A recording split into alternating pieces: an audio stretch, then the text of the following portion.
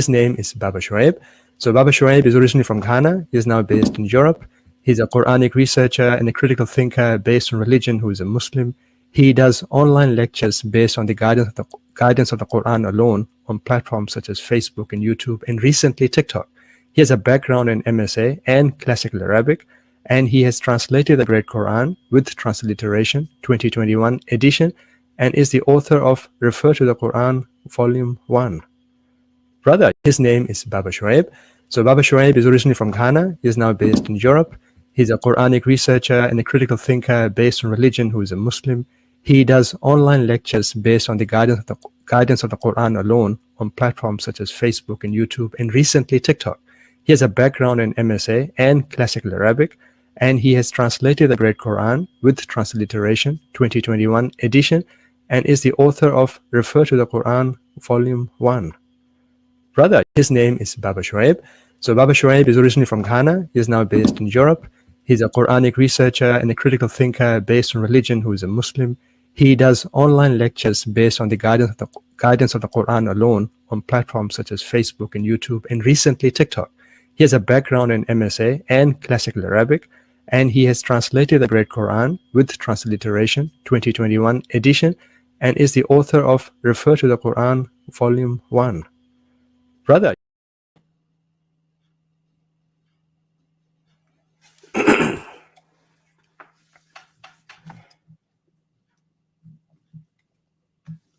Yeah, assalamu alaikum, ladies and gentlemen.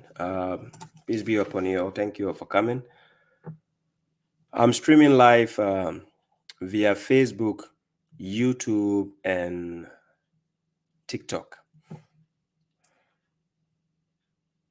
Yeah, thanks to God for bringing us to witness this another day here on the Correctional Officers platform. Yeah. So thank you all for coming. I appreciate your presence as it goes. Due to usually when I stream via TikTok, I have to trim the video, re-edit it, and put it on YouTube. Right? It takes much of my time. So what I'm doing nowadays is I'll be streaming live on Facebook and YouTube at the same time, whilst TikTok is watching. So in case those on TikTok want to re-watch the program, then you can go to my YouTube channel or Facebook. Then you can see the video again, right? So because usually TikTok doesn't have a playback, right, where you can play again. So however, thank you all for coming. I appreciate your presence. For those who are not here and those who are here, all of you. So let me mention some of the names I see here. Peace. Baba Seydou Salam. Tariq Ayub, I see you. Alhamdulillah, feeling better. As we go on, I guess, inshallah, people will notice there's some difference, thanks to God. And I hope that difference is here to stay, inshallah. Salam, Salim Abdullahi.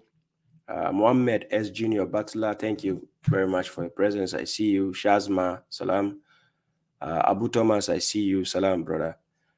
Aziz Sanusi, you're welcome. I see you. Nash Bayan, Mary Powers, Saifullah Khan, I see you. Okay, says my sound. Let me see. My sound.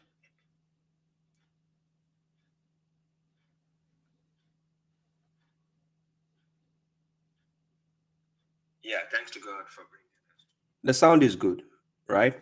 The sound is good. So, guys, ladies and gentlemen, let me know in case there's a problem with the sound. I think the person said I should check my sound, but I think the sound is good.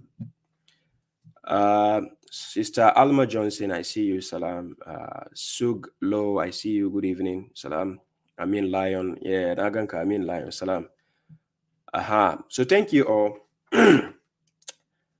And for those on TikTok, those I see you and those I don't see you, I know you'll be joining on later. Thank you all. I just want to focus on the audience before I start the lecture so that I don't have to give pay attention to the audience any longer, unless if I'm willing to answer questions, right? So other than that, that is why I just want to give the shout out. So for those who are here and those who are not here, shout out to you and thank you all for the support and patronizing the lectures I do. Thank you all. This is the correctional officer, and this is a question and answer section. That is a Q&A. During the week, the questions have been asked. Actually, I was hoping to do the lecture on, was it Wednesday? I couldn't do because due to some unforeseen events that I have to handle. And I contemplated yesterday, Thursday. It didn't come to fruition. And here we are today, Friday, inshallah. We are here. So we are here. So usually I've made a pre-plan to be able to do twice in a week, which is Wednesdays and Saturdays. And hopefully, inshallah, it will come into the plan because I just have some obstacles on my way that I have to, pass it out. So inshallah, things will get better, then I can focus. One thing at a time, inshallah, things are getting better. So we see, alhamdulillah, I've been feeling well today. So hopefully you will notice throughout the lecture, inshallah. I've been feeling well. Saifullah, you're welcome. Sound is good. Yes. Swale Abdurrahman, salam, you're welcome. Mumadi Pedro, thank you all for coming. Thank you. For those who are here, those I can see and those I cannot see, I know you are all watching. Thank you all for the support and your presence. I appreciate that. So this is my way. I invite to Allah by perception. I and whoever follows me, and glory be to Allah, for I am not among the idolaters, that is the mushriks. So I seek refuge with Allah against the accursed devil, right?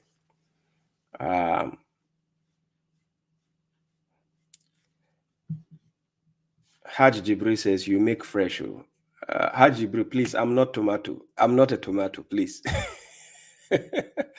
He said I make fresh. This is all by the grace of God. I have to look, decent and yeah.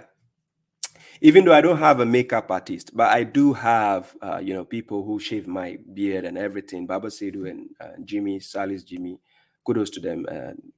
They are my brothers for a long time. So they keep me in check, right?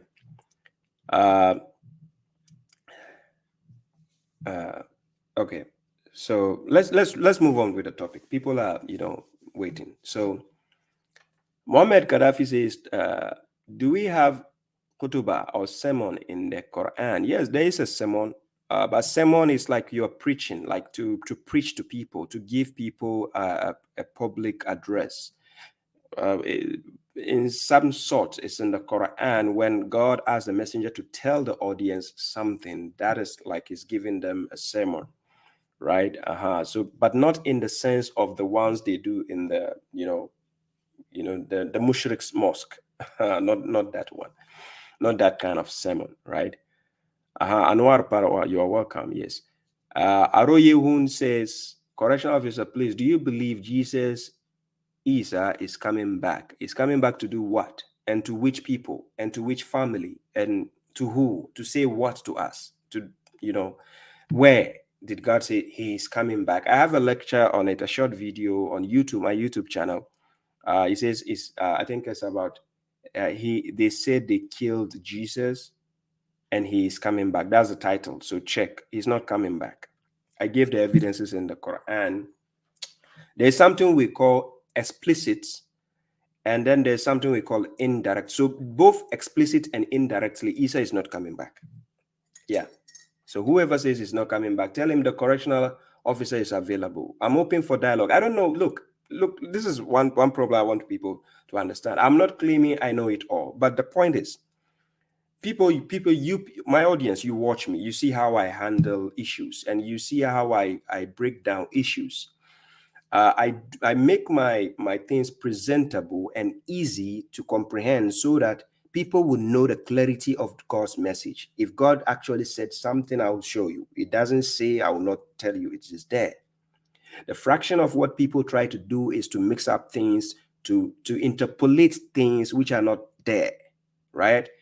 Quran has a form of giving you clarity. That is why it's called Kitab al-Mubin, Quran al-Mubin, Quran chapter 27 verse 1, is to bring you clarity. So we have certain instances the Quran has to be clear on it. It has to be precise. It doesn't have to give you any wishy-washy, ambiguous type of understanding to a simple claim.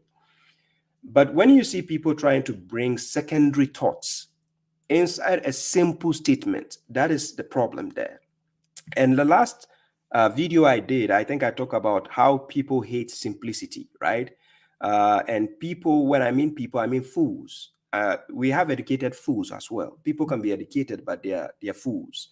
So educated fools are people who try to concord stuffs. If it's not there, they try to make it be there when there is no there. That's the problem with the human being, right? Explicitly, Quran doesn't say Isa is coming back. No. Indirectly, you try to create meanings, but if we ask God, is Isa coming back? The answer is clear as day and night. He is not coming back. He's coming back to do what? You tell me. To do what for you? I don't understand. So that to prove your hadith, right? That your hadith says, okay, according to the Christians, he said he's coming back how many years now? 2,000 years? Or how many years?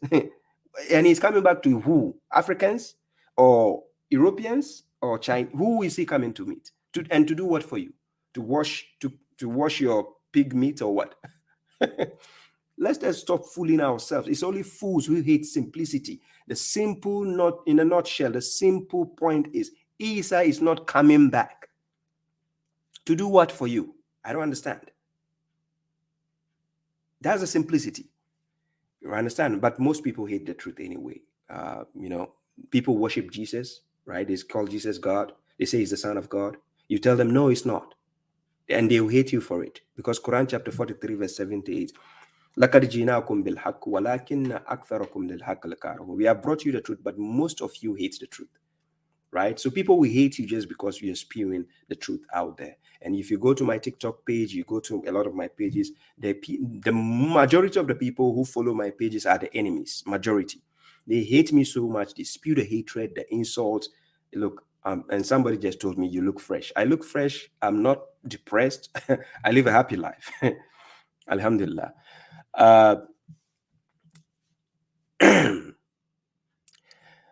Mary Powers, please don't do that. Don't tell me to go and ask the book of Revelations, a man-made book. Don't tell me to go there, right? God never revealed a book called Bible, so don't tell me to go there and go and look that. Oh, he's coming back. The Quran has to confirm for you, and Quran never ask you that you should ask the previous believers. He never said that. Nowhere did Quran ever ask you. It is Quran chapter 10, verse 94, and it is talking to the prophet, not you. It says, in case you have doubts. And the prophet, he told prophet clearly, don't doubt. Do not be of the doubters. So Quran, prophet doesn't doubt the Quran. So if you said we should go and ask those, no. The Quran is supposed to confirm something. So if people claim we have the book of God with us, yours is just to see what the Quran confirms to from whatever claim the person is making. Then you can give thumbs up and say it's true. Oh, Quran confirms this issue. It's true. The question is, where does the Quran confirm to you guys that Jesus is coming back and to do what? Look, Quran is supposed to bring you clarity.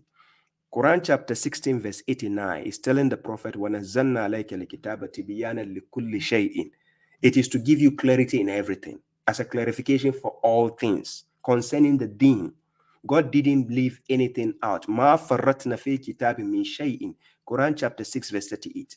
So if you guys keep going side and side, trying to take certain things out of context and which are not even expressed to you in your book of guidance, which is the Quran, I don't see where you guys are getting this understanding from, right? Anyways, salam, those who are joining. Sister Natalia, I see you. Seydu Abdul Basit, Seaman, Deyemo,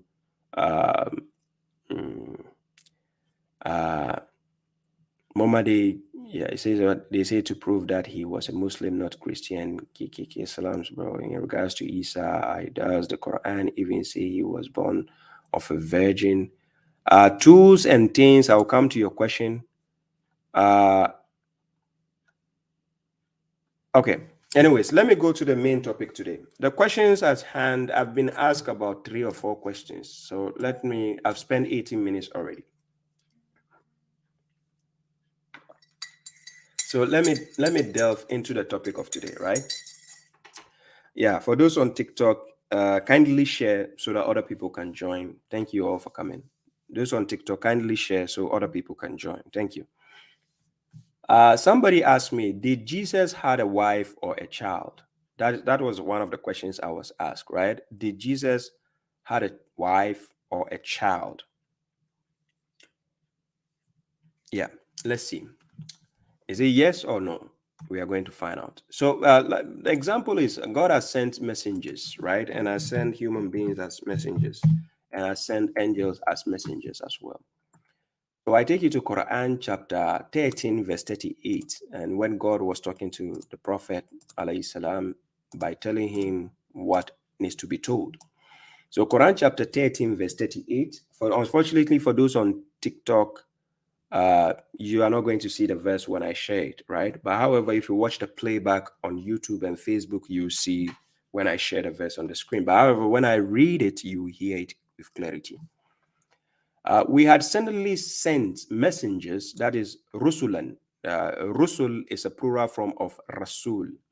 And when we say Rasul, it is somebody who is being given a Risala. And so Risala in Arabic is a message. And the one who delivers the message is Rasul. And in a plural form, which is the Jama'u, the plural form of this mufrad is what we call Rusulan, right? Messengers. So we have certainly sent messengers before you, and it's talking to a second person pronoun, which is min kabilika, talking to the Prophet alayhi salam at that time. That is Muhammad. And we granted them wives and offspring. So God sends messengers before Prophet Muhammad alayhi salam, and God granted them what?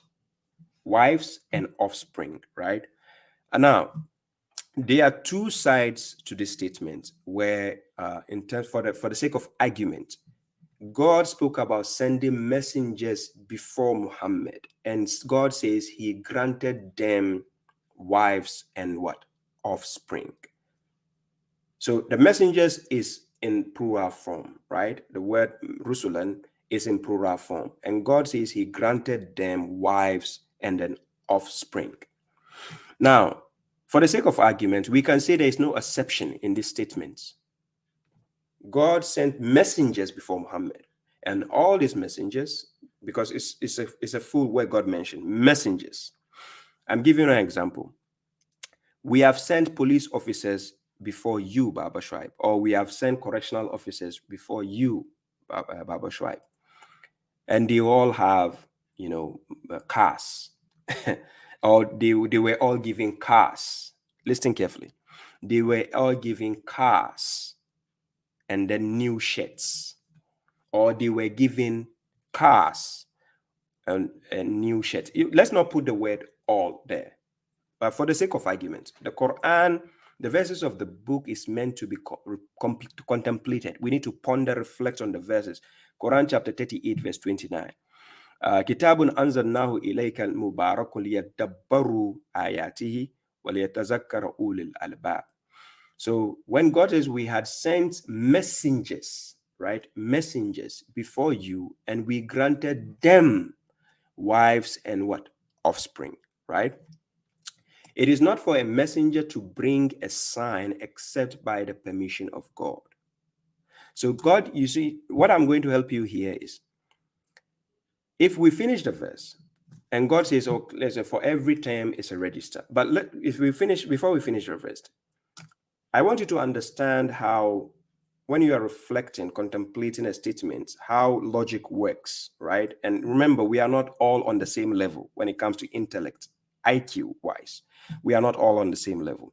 Something might be clear to you in a simple form, while somebody will have it in a higher standard, even though it's simple for his standard as well.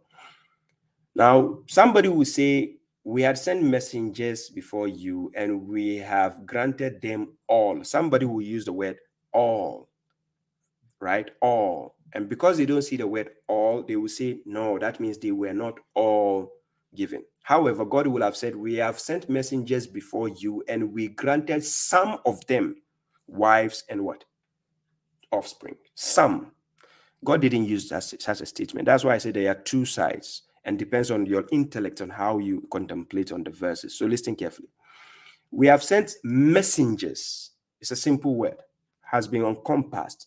Messengers before you, Muhammad, and we granted them those messengers. So the question is, Ibrahim alayhi salam was a messenger of God.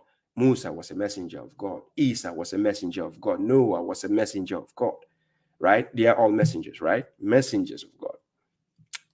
Now let's include, for the sake of argument, and we granted them wives and offspring. Okay.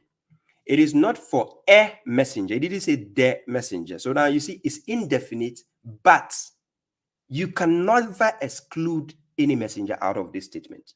Even though God said it is not for a messenger to bring a sign except by the permission of God, which means there has never been a messenger who will come to the people without the permission of God, or to bring a sign to the people without the permission of God. Even though the word Rasulin mentioned there is an indefinite noun. Indefinite, meaning it's not a definite article word. But like I said, it depends on your intellect and how you understand a written statement. So it is not for a messenger. Now that word is indefinite. But even though it's indefinite, meaning there's no exception of any messenger. Any messenger who comes that God has sent can never bring a sign except by the permission of God.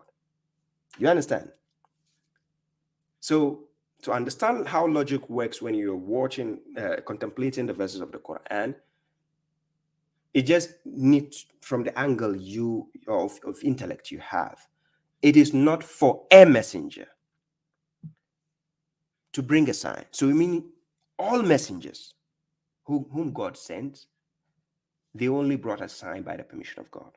Do you see how logic works? So let's go back to the beginning. We had certainly sent messengers before you, Muhammad, including him. He's a messenger as well. And we all know he was given offspring also.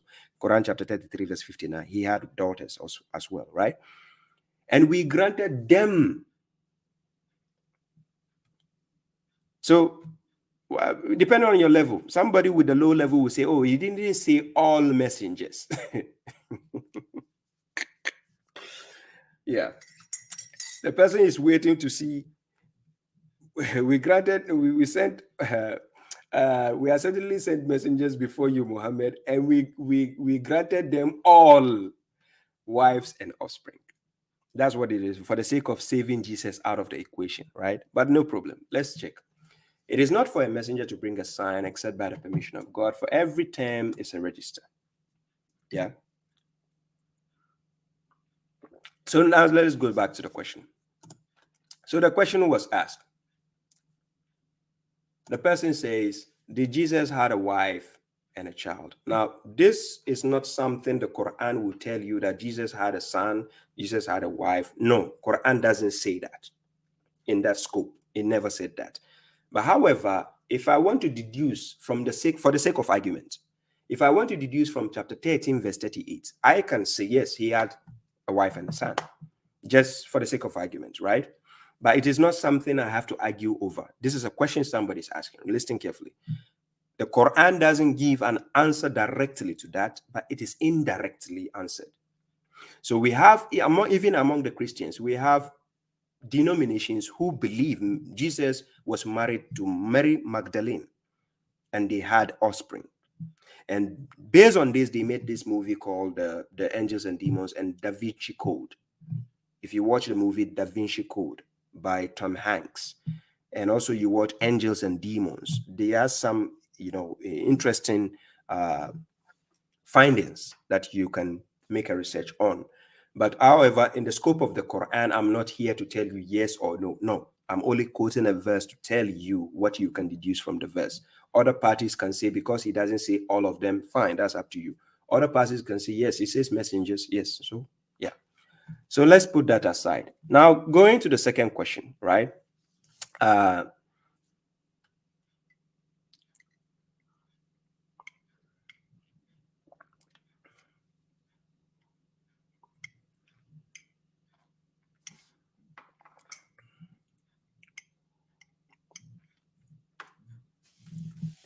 Anyways, question number 2. The brother says, Salam, brother, chapter 3, verse 67 is given the example of Ibrahim alayhi salam as Hanifan Muslima, right? An orthodox Muslim, which is a correct Muslim, a truthful type of Muslim, right?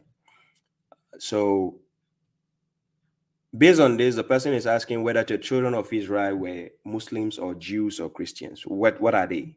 The children of Israel, can we classify them as Jews, Christians, or Muslims? What are they initially? Now, when we say the children of Israel, we are talking about the 12 tribes, out of which, expanded and became, a number to talk about. Hey, Salam, Salis, I see you. So if you go to Quran chapter 3, verse 67, I put it on the screen. Quran chapter 3, verse 67. Before we go to 67, let's start from 66.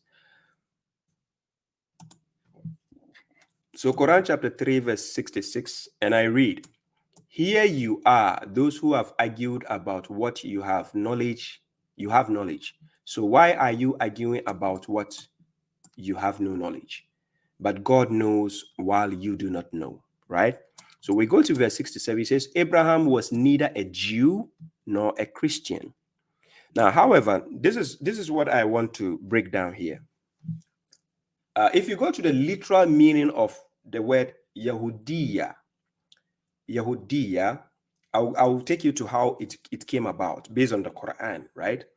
And then we have the word Nasara, or Nasraniya. Nasraniya is to claim you are, just like some people will say I'm a Salafiyya or Wahhabiyya.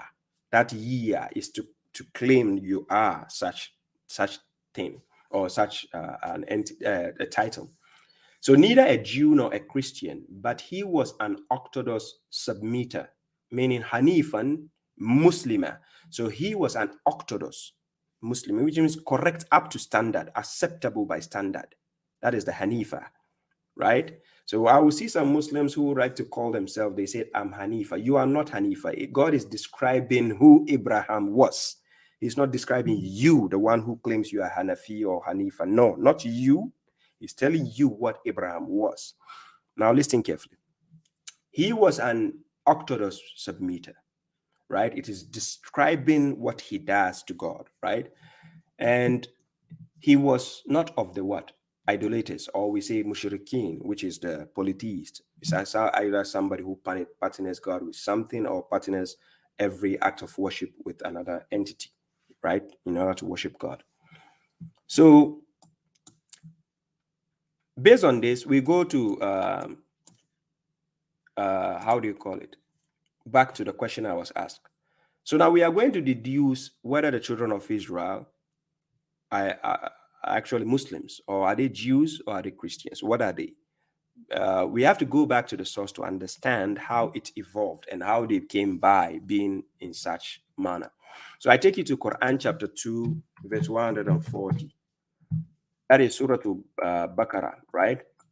Now God is saying, "Or are you saying that Abraham, Ishmael, Isaac, and Jacob, and the grandsons, which has the word Asbat?" Now check carefully. When we say the Asbat, we are talking about the grandsons of this Abraham, Ishmael, Isaac, Jacob, right? So their grandsons are what we call the Asbat. If you want to know who are the Asbat, go to Quran chapter 7. I can put it on the screen. Chapter 7, verse 160. Right? Quran chapter 7, verse 160. They are the children of Israel, right? They are called the Asbat, the children of Israel, right? Quran chapter 7, verse 160. "And we divided them into 12 tribal nations." So you see the tribal nation, Asbat. You see that? Asbat. This Asbat is the tribes of Israel, right?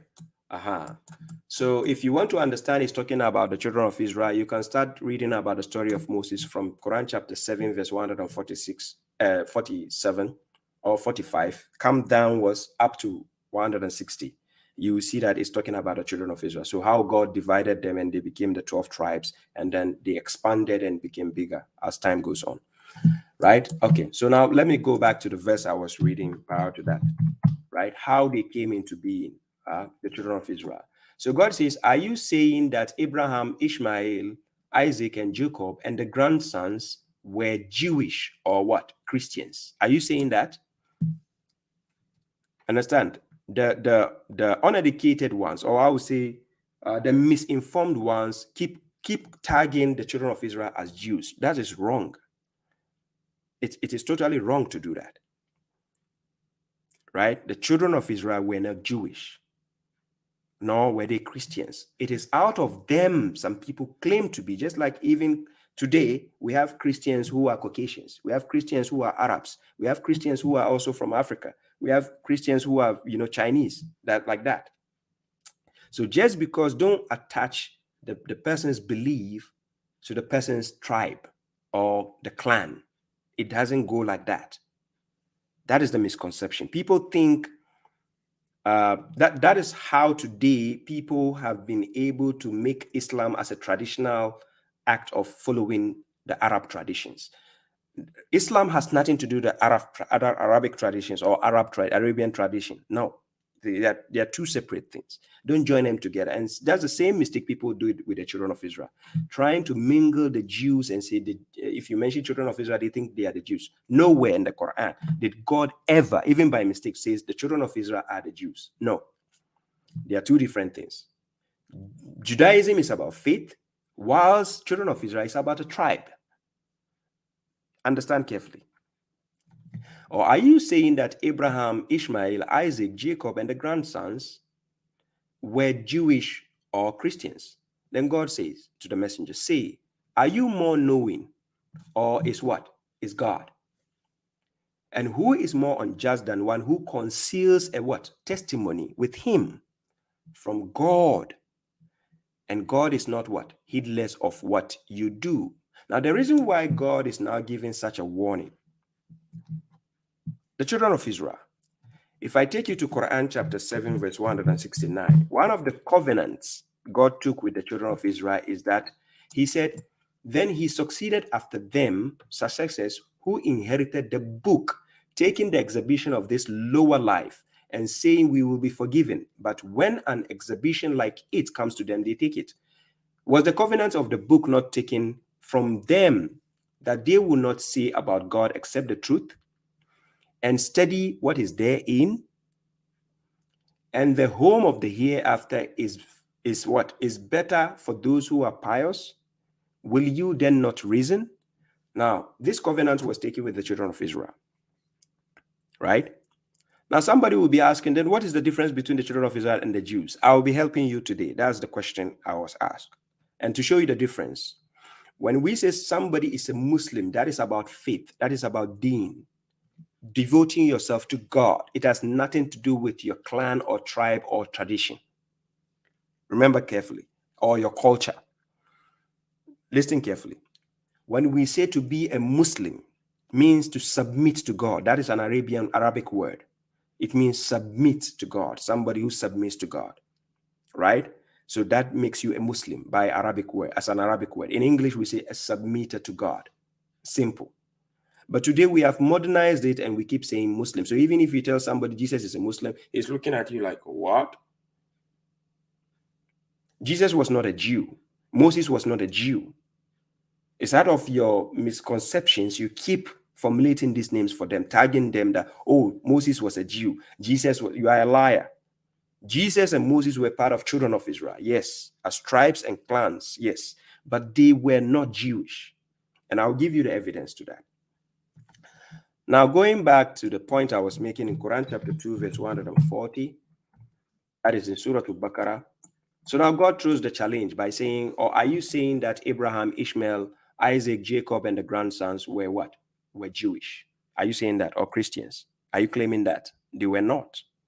So are you more knowing, or is God? If it's God is no more knowing, let's listen to God. We don't need you. What do you have to offer? Your opinion? Come on, put it to the trash. Let's listen to what God has to say. Now, then I'm taking you to Quran chapter 2, verse 132. And I'm going to read to 133. And let's see what God is telling us concerning Abraham, Ishmael, Isaac, and so on. Right? Always go back to the source. Right? Good evening for those joining. And Abraham advised his sons thereby, and so did Jacob. Oh, my sons, indeed, God has chosen the religion for you. That is faith. When I mention the word religion, I'm talking about believing a supernatural being who controls your destiny, right? When I mean destiny, I'm not talking about everything you do. No, it is about when you be born and when you die, the color you are created in, right? Whether you fall sick, whether you are going to be rich, poor, whatever assigned to you, that's your destiny, right? How you make it in life, how you die in life, how you succeed in life, this is your destiny. But when it comes to decision making, you have been given the free will to decide certain things in your life, right? So there's a difference between how the destiny works and the free will we have been given. So now he says, oh, my sons, indeed, God has chosen the religion for you. So do not die except while you are what? Submitters. So you have to submit to God. Just submit yourself to God. That's why he brought you. Submit to his will and do as he has commanded. That is a simple point, right? So there's no point for argument and say, oh, they were Jewish. They were Jewish for what? Stop lying to yourself with your own man-made books. Then we go to verse 133. Or were you witnesses when death appeared to Jacob, when he said to his sons, what will you worship after me? They said, we will worship your deity and the deity of your fathers, Abraham, Ishmael, and Isaac, the one God. For we are what? Submitters to him. That is what made them Muslims. And when I say Muslims, I'm just modernizing the word today, that we just keep saying Muslim, as if it's a new religion or a new concept. No, it means somebody who has submitted his will to God. That's what makes you a Muslim. So Jesus was a Muslim because he's part of the children of Israel. You'll be a fool to think Jesus was a Jew. I'm serious. What? What religion is that? Now, answering the question. So I take you to Quran chapter 5, verse 4. So I'm going to differentiate the prophets of the children of Israel with the Jewish people, so you understand what is going on, right? So Quran chapter 5, verse 44. And remember, it was the children of Israel who were given the Torah, and they are out of them were given the Injil. And they were same ones who were given the book of God, according to Quran chapter 17, verse 2. وَآتَيْنَا مُوسَى الْكِتَابَ وَجَعَلْنَا هُدًى لِبَنِي إِسْرَائِيلَ أَلَّا تَتَّخِذُوا مِن دُونِي وَكِيلًا. Quran chapter 17, verse 2. The children of Israel were the one who were given the book of God as guidance for them, right? Not the Jews, not the Christians. No, the children of Israel. Listen carefully. So Quran chapter 5, verse 44. Indeed, we sent down the Torah, wherein is guidance and light. The prophets, listen carefully, the prophets who submitted. So the prophets who were Muslims, Jesus was a Muslim. Moses was a Muslim. Isaiah, you mentioned them. Ezekiel, Elijah, they were all Muslims because they submit to God. You'll be a fool to think they were Jews or they were Jewish people. You'll be a fool. I'm serious. Somebody will say you are insulting. Yeah, a fool means somebody who lacks good judgment. If you have good judgment, you will not tag Jesus to be a Jew or Moses to be a Jew. Do you understand what Judaism is? Do you understand how it came about? Don't let people fool you and tell you it's not a religion. It's a creed. Now, the prophets who submitted, judged by it. The prophets who were Muslims to God, they used the Torah of God to judge by it. And who did they judge? They judged by it for those who were what? Jewish. So the prophets who are not Jews, they used this book because they were children of Israel, part of children of Israel. So they used the Torah of God to judge those who claim they are Jewish people. Do you understand? Quran chapter 4, verse 58. God says we should judge between the people with justice.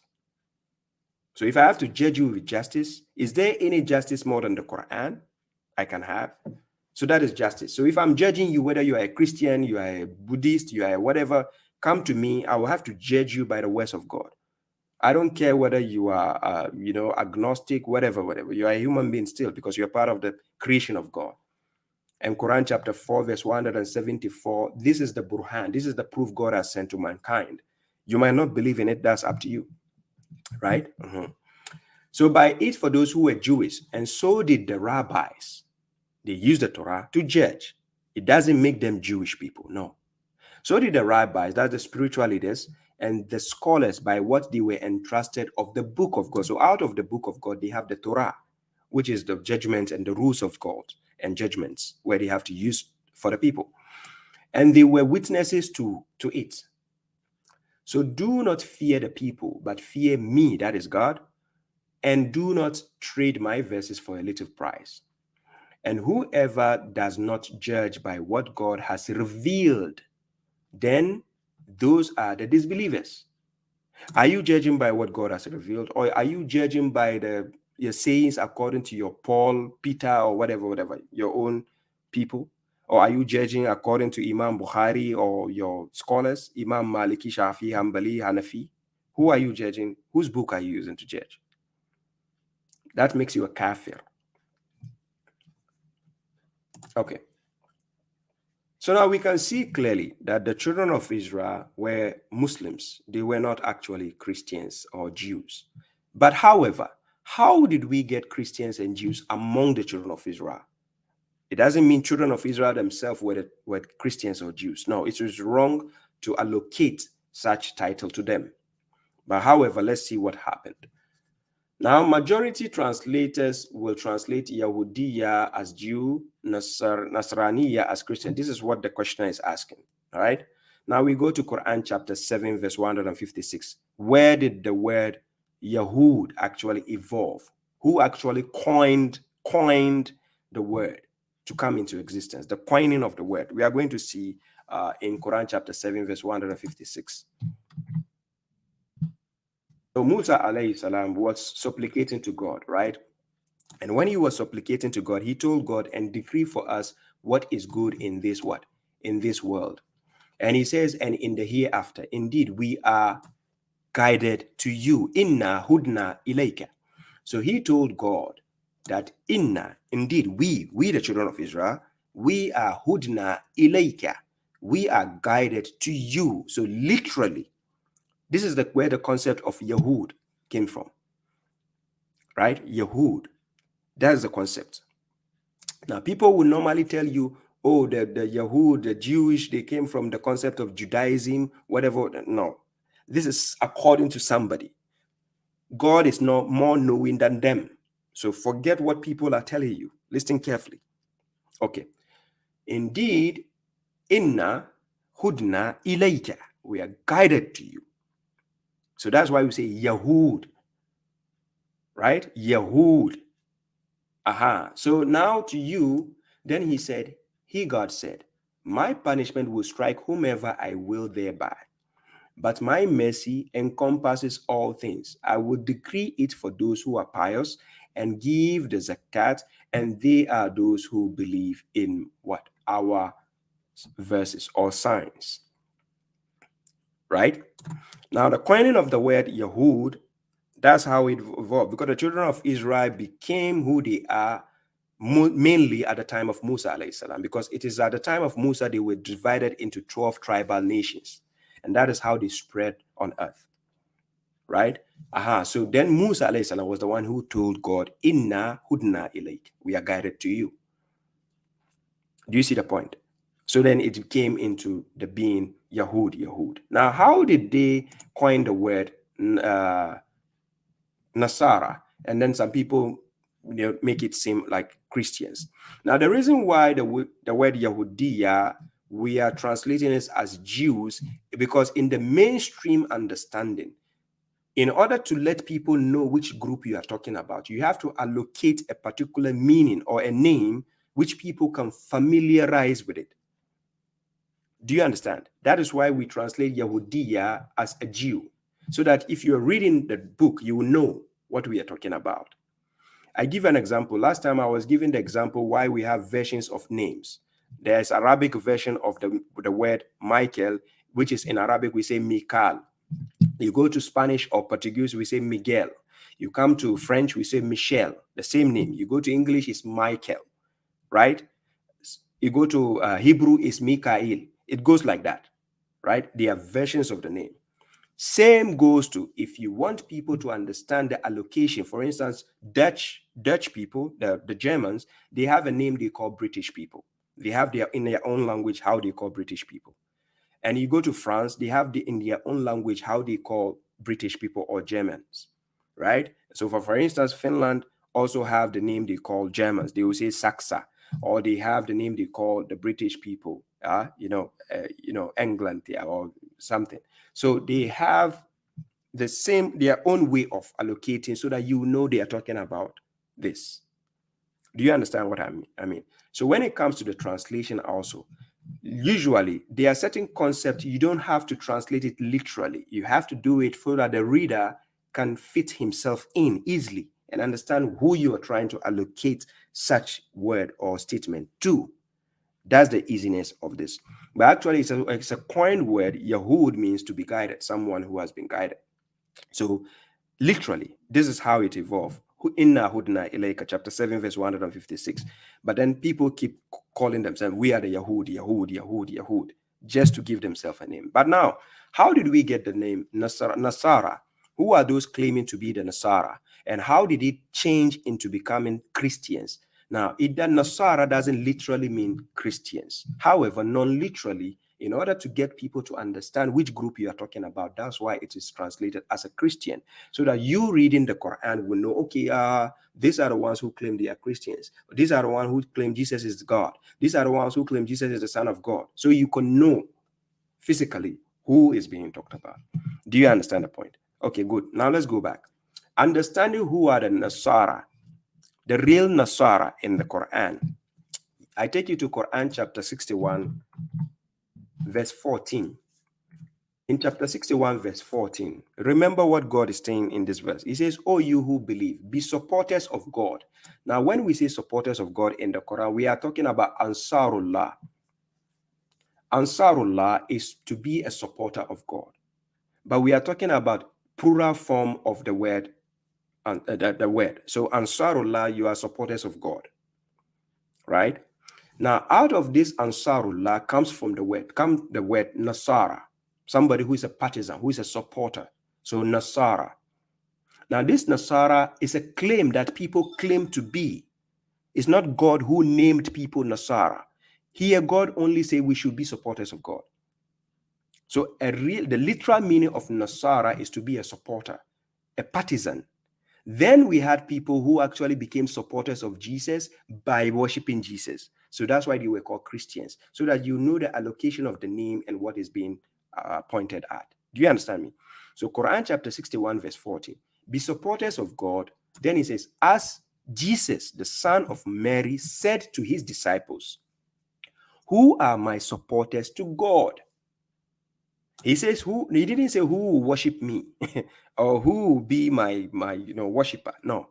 Who are my supporters to God? Just like you are the correctional officer supporters to God. You are not supporting me because I'm handsome or because I'm the correctional officer or because I'm rich. No. You are supporting me because I have the words of God to give you. That's why you support me. So you support me to God. Now, Isa alayhi salam asked his disciples who will be his supporters to God. So the disciples said, we are supporters of God. That is how the word Nasara was coined. Nasara. That means partisans of God, supporters, partisans. But however, when it comes to translation, if you just write the supporters, you confuse the reader. So the reader has to know who actually are the ones claiming to be the Nasara when they are not. The Christians you are seeing today are not the ones God is talking about, Ansarullah. They are fake. No. The Christians today are the worshippers of Jesus. Jesus never told them to come and worship him. No. Listen carefully. The reason why we translate Nasara in the Quran as Christians, I will give you the hint so that you understand. The hint is in Quran chapter 5, verse 14. We are going there after this. And a faction among the children of Israel. So out of the children of Israel, listen carefully, believed. So those who believe, they are the Ansarullah. They are an Ansarullah, but through Jesus. So they support Jesus, but to God. They are not worshippers of Jesus among the children of Israel. So it is among the children of Israel, some of them became Christians by worshiping Jesus himself. So now listen, God is going to give you the evidence. So God here said, and a faction among the children of Israel believed, but a faction disbelieved. Who are those who disbelieved? The ones who call themselves Nasara. And I'm going to give you the evidence. They are the ones we call Christians. They are the ones who claim Jesus is God. He is the Son of God. Right? Okay. So we supported what? Those who believed against their enemies. So at the time of Isa alayhi salam, the ones who believed with Jesus, the disciples and those who believed with Jesus in order to worship God himself, they were supported by God against their enemies. So, and they became dominant. Do you see what God is telling? So the believers with the children of Israel, Jesus, they became dominant. They weren't overruled, as the so-called Christians of today are making you think that they were overcome. Right? Okay. Now, I'm taking you to Quran chapter 5, verse 14, so that you understand who are those claiming to be the Nasara. The ones Jesus calls, it says to be Ansarullah. Listen carefully. He called it Ansarullah, but the word Nasara was coined out of the word Ansar, and it became Nasara. Listen carefully. So now, Quran chapter 5. Oh, sorry. I take you. Oh, sorry. Yeah, let me do this.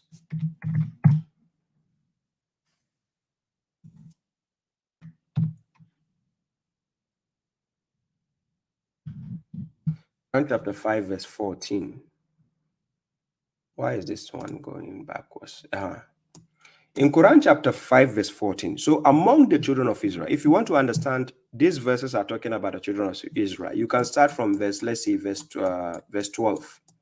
If you start from verse 12, you understand that the context is talking about the children of Israel. So among the children of Israel, when you start from verse 12, it says, for God had already taken a covenant with the children of Israel. And we delegated 12 chiefs, because remember, they have 12 tribes. So out of the tribes, they have chiefs for every tribe. So now, we delegated 12 chiefs among them and said, I am with you if you establish the salat, the litany, give the zakat, the charity, believe in my messengers, the rusul, honor them, that is azartumuhum, and lend God a good loan. I will atone your bad deeds for you, and I will admit you into gardens beneath which rivers flow. But whoever among you disbelieves after that, then he has strayed from the straight way. Now, when you go to verse 13, then he says, because of what they have violated of their covenant. So the children of Israel, they violated the covenant of God. So what happened?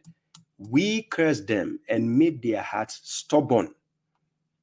They distort words out of their places or its places and have forgotten a portion of what they were reminded, and you will not cease being surprised over over the traitors among them, except a few of them. Therefore, excuse them, pardon them, or pardon, and pardon. Indeed, God loves those who are benevolent. Now, verse 14. And among those who say, listen carefully, and among those who say, we are what? Nasara. And these are the ones we translate as Christians, because they are claiming they were the Ansarullah God was talking about in Quran chapter 16, verse 14. They are not. They are actually the kafirun, the disbelievers actually. They are now, this morning, they're claiming we are the Nasara. It's not God calling them Nasara. They are the ones calling themselves Nasara. And that's why we translate it as Christians, just to allocate, to show the difference between the disciples of Jesus and now the ones who are claiming to be what? Nasara. So here, We are Christians. Thank you very much. Truth of the matter for the gifts. Thank you. Now, we are Christians. We took their covenant. So that's the ones claiming they are the Nasara. God took their covenant. And what did they do? But they forgot a portion of what they were reminded. So we have incited antagonism and hatred among them. What do you see among the Christians? We have Jehovah's Witness, we have Pentecost, we have Methodist, we have Catholic, we have a lot of groups, and they keep fighting with each other. They hate each other. A member of this church doesn't go here because he hates this group, just like the modern day Muslims are doing. We have the Shia, the Sunni. You see, they hate each other. We have the Tariqa to Tijaniya, and then Ahmadiyya, Salafiyya, Wahhabiyya. They hate each other, even though they claim they are Sunnis. So this is what God does to such people. When they refuse to follow the words of God, he creates antagonism among you and hatred among them till the day of resurrection. And these things we are seeing, we'll be seeing till the day of judgment. So that's why you see Catholic, you see Methodist, you see Pentecost, you see this, and among the so-called Muslims of today, you see Shia, you see Sunni, and this thing will be there till the day of judgment, whether you like it or not. Then God says, and God will inform them of what they have been doing. So that is why we translate the word Nasara as Christians, just for you to show, to see the difference of those who God has actually, put that curse on them. Not all of them, few are out of that equation, but I mean majority of them. Okay. So now that brings an end to the second question that I was asked, right? So the children of Israel were neither Jews nor Christians. Never.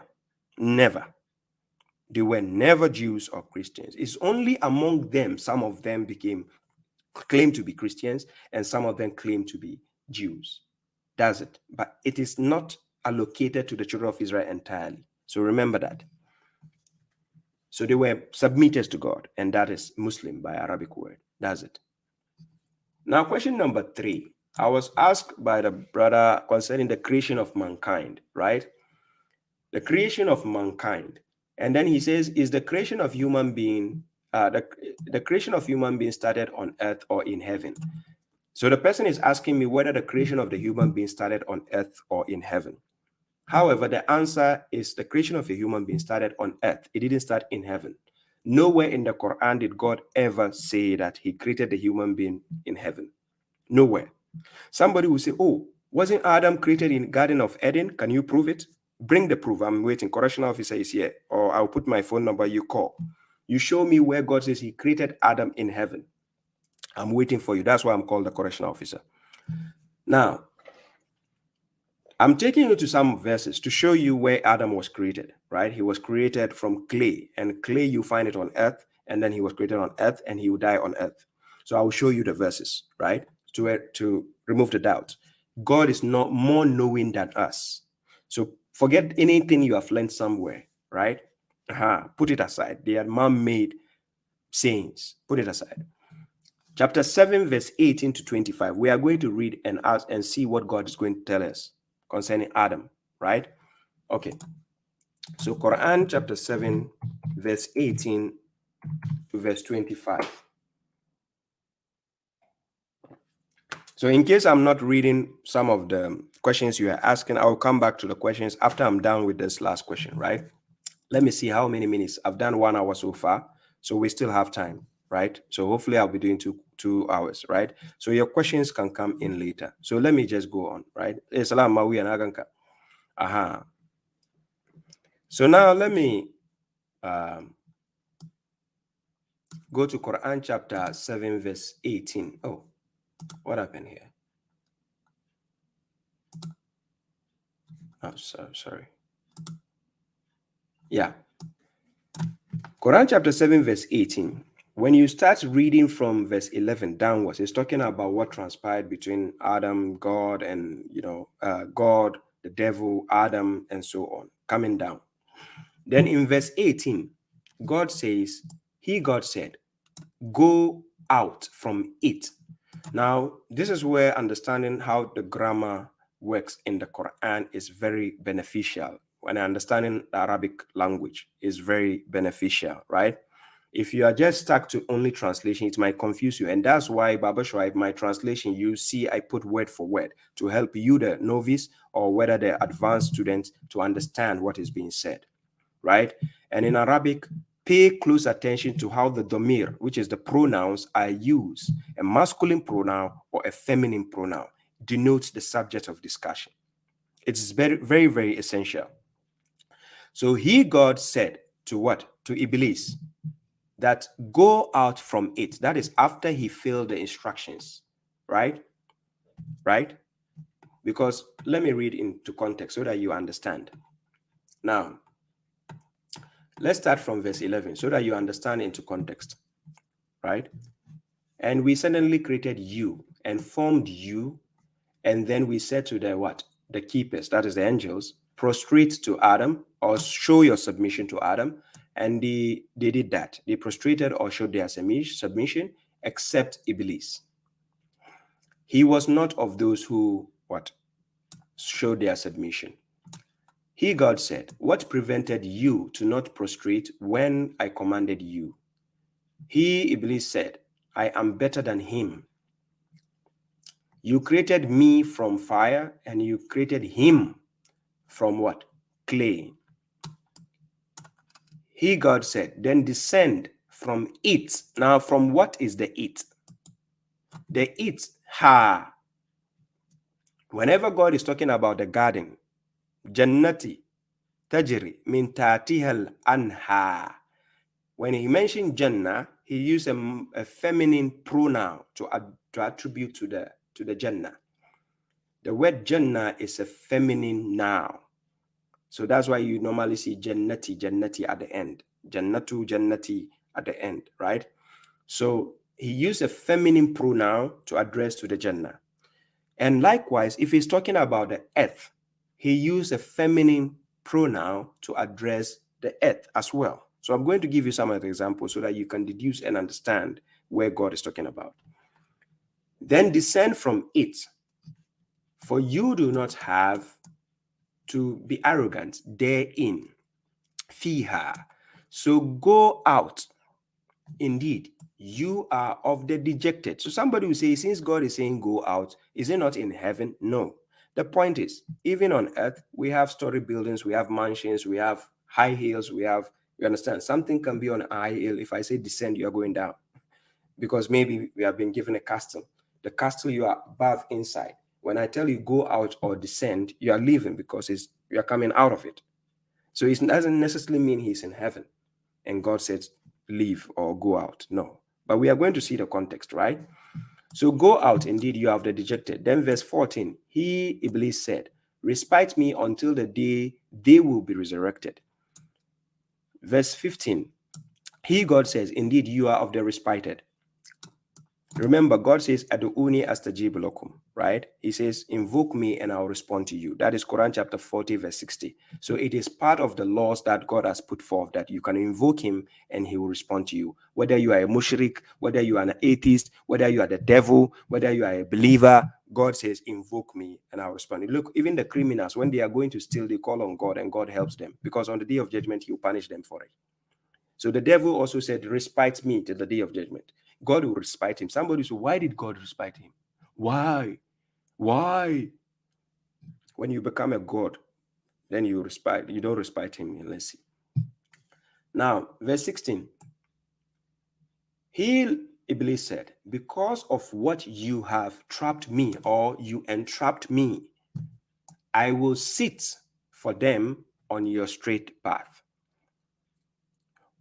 Where is God's straight path? You find it in the Quran, chapter 6, verse 153. God told you what his straight path is. After telling you what you have to be, what he has sanctioned for you. Quran, chapter 6, verse 151, 152, 153. You will see the straight path of God. Things you need to do can be found in the Quran, which could put you on the straight path to God. So now, he said, for them on your straight path. So the devil is promising God where he will be. Verse 17, then I will come to them from their front and from their behind and from their right and from their what? Left. And you will not find most of them grateful. That is the promise of the devil. Then verse 18, he, God, said, go out from it. So now you see, akhruju minha, this akhruju minha, leave from it or go out from it. So he's in the garden with them, with Adam and Eve and his wife, right? So now God banished him. Go out from it, the garden. And it is not in the Garden of Eden. Please, anybody who tells you they were in the Garden of Eden, tell him to quote one verse for you from the Quran where God says Adam and Eve or Adam and his wife were in the Garden of Eden. Simple. Go out from it, disgraced and what? Banished. For whoever follows you among them, the human beings, I will what? Fill hell with you altogether. Then verse 19, oh Adam, you and your mate should dwell in the what? The garden. Do you see? So it was the garden Iblis were told to exit from it. Now he told Adam, you should stay, remain there. The same garden. And you can see that that garden is a definite article, which is the al-what? Al-Jannata. That is the one God is using a feminine pronoun to define it. That live from it, minha. So now and it says, and eat from wherever you both desire. Both of you, Adam and his wife, shituma, you both will or desire. But do not approach these three, then you will be of the transgressors. Now, a garden and a tree, they are cognate. They are found in nature. You find a tree in a garden. You know, some people will try to bring complexity, complex meanings, and you say, no, it's not about a tree. Why would God forbid somebody from a tree? Oh, no, he's talking about some psychological things. Please, please.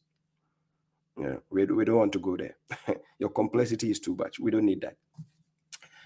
Then you will be of the transgressors. Verse 20, but the devil whispered to them both in order to show them what was concealed. So here somebody was asking me that if the devil was banished from it, how was he able to talk to them? God didn't say he was talking to them. He whispered to them.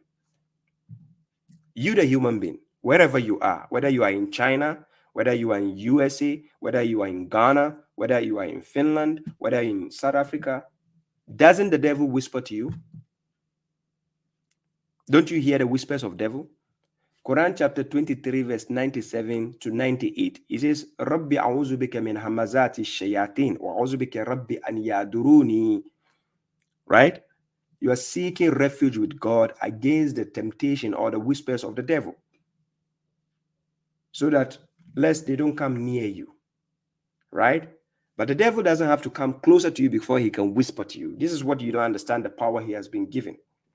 Right? The devil doesn't have to be closer to you before he can whisper to you. This is something you need to understand. So the devil, when he was told to leave or go out of it, he doesn't have to be inside to be able to whisper to Adam.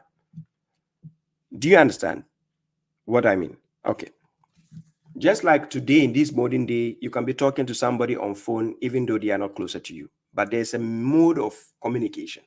The devil also, like a spirit, who can communicate, who can actually whisper things to you without actually being next to you. Do you get the point? So, but the devil whispered to them both in order to show what was concealed from them of their bodies. He, the devil, said, your Lord did not forbid you from this tree, except from becoming what? Two angels, or being among the immortals. That is how he deceived them, by whispering to them. And he, the devil, swore to them both, indeed, I am of the what? Advisors to you, just like the mushriks do to us today. The mushriks who follow the garbage books, they will keep telling, Akhi, wallahi, if you don't follow Sahih Bukhari, wallahi, you are lost. I love you, my brother, for the sake of God. They are liars. They don't love you. I'm serious. You never know they don't love you. Those mushriks, you think they love you? They don't love you. When they say, Akhi, wallahi, Akhi, akhut, I love you for the sake of Habibi. I love you. Follow Bukhari. Be careful. Those are the uncle, the cousins of the devil. Wallahi. Be careful. And he, the devil, swore to them both. Indeed, I am of the what? Advisors to you. Verse 22. So he indicated them by delusion. And when they tasted the tree, their bodies became apparent to them. And they immediately began to cover themselves from the leaves of the what? The garden. And their Lord called them both. Did I not forbid you from that tree? And told you both that the devil is a clear enemy to you? Do you see the test? Even though the devil was banished from the garden, he has the power, capability of whispering to them, and it was part of the test. God wants to see what the man and the woman will actually endure on. The devil was able to deceive them. Imagine you and somebody at the workplace, you are a good worker, and the other worker was demoted, and because of you. And then you let the same person who was demoted because of you to advise you concerning the workplace again. Oh my God. Adam, why did you do that? Okay. 23, they said, our Lord, we have wronged our souls. This is what they asked for forgiveness, right? And if you do not forgive us and have mercy upon us, we will be among the losers, right? 24, God said, descend as enemies to each other. Now, this here, the enemies to each other is not talking about Adam and his wife. No, it is talking about human beings and the jinns. We are enemies to each other, right? And if the further explanation can be found in Quran chapter 18, verse 50 to 51. The Iblis and his descendants, they are our enemies. They hate you from day one. Since your father was created, Adam, he didn't like Adam. You understand? So he advised his descendants to hate you likewise. Of course, we do have other descendants who don't hate us among the jinns. They are Muslims, because for the sake of God, they can, be good to you. But other than that, they hate us. So descend as enemies. Now, Adam and Eve were also demoted from the garden. They were taken out, because when the garden is a test zone, you fail the test, go out. You don't deserve the garden anymore, so go out of it. They were also told to descend out of it, right? Then God says, and for you is residence and enjoyment until a time.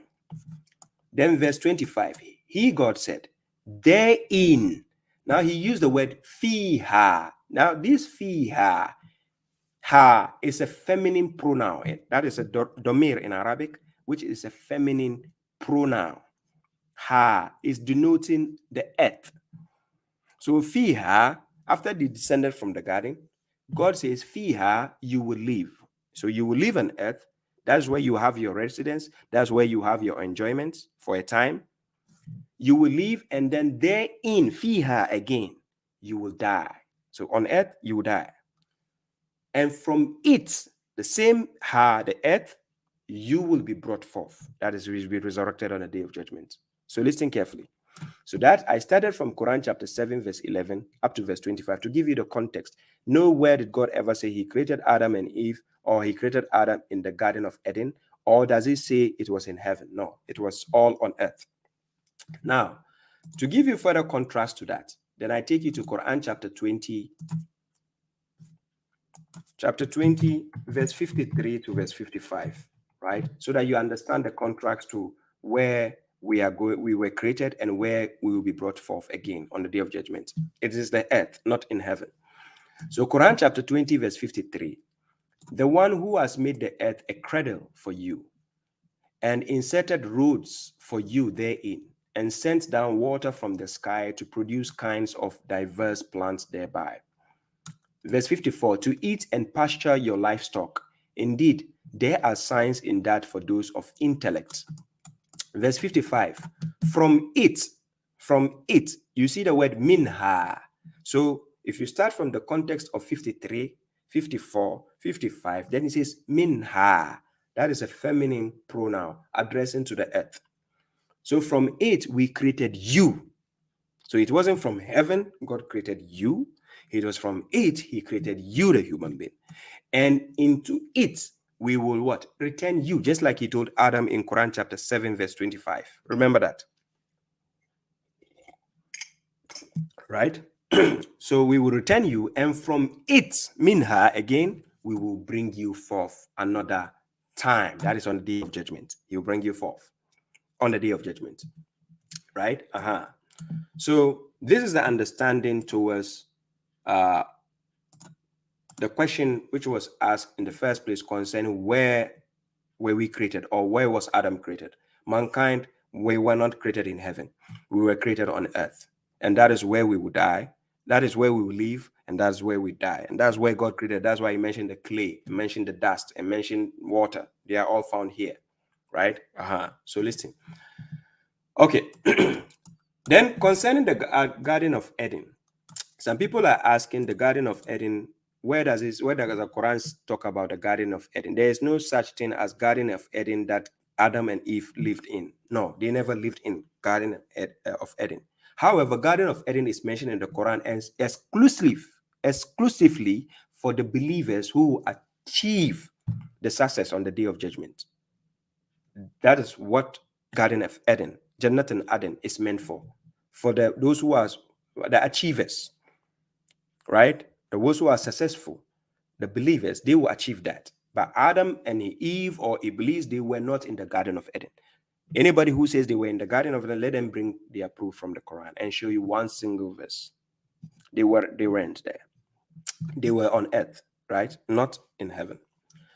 Then again, if you go to Quran chapter 51, verse 22, God is telling you in heaven is whatever you are promised. So whatever you are promised concerning the day of judgment, it is in heaven, not on earth, right? Then the questioner was asking, some say it's happened in heaven because of the fact that they eat the fruits of knowledge. They were sent to earth as punishment. No, I just answered that after the verses. Now, forget about what people say. Always ask what God says. That's the simplest form of knowledge. Then he says, another concern I have is their multiplication as two human beings. So now he wanted to know, from two human beings, how did we become what we became today, right? From just two human beings.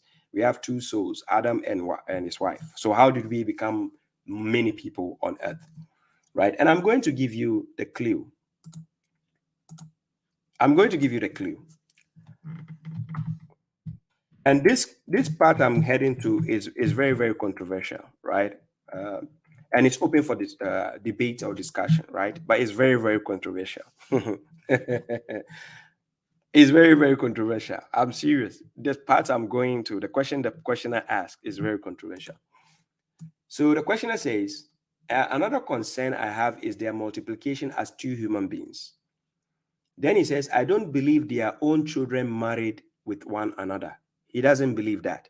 But however, you believe Eve, the wife who was created out of the man, they were married with each other. You believe that, right? Okay, no problem. Now let's bring the concept of marriage in the first place. Some say there were other human beings before them, and they married with them, but never give details as this being was also humans or jinns.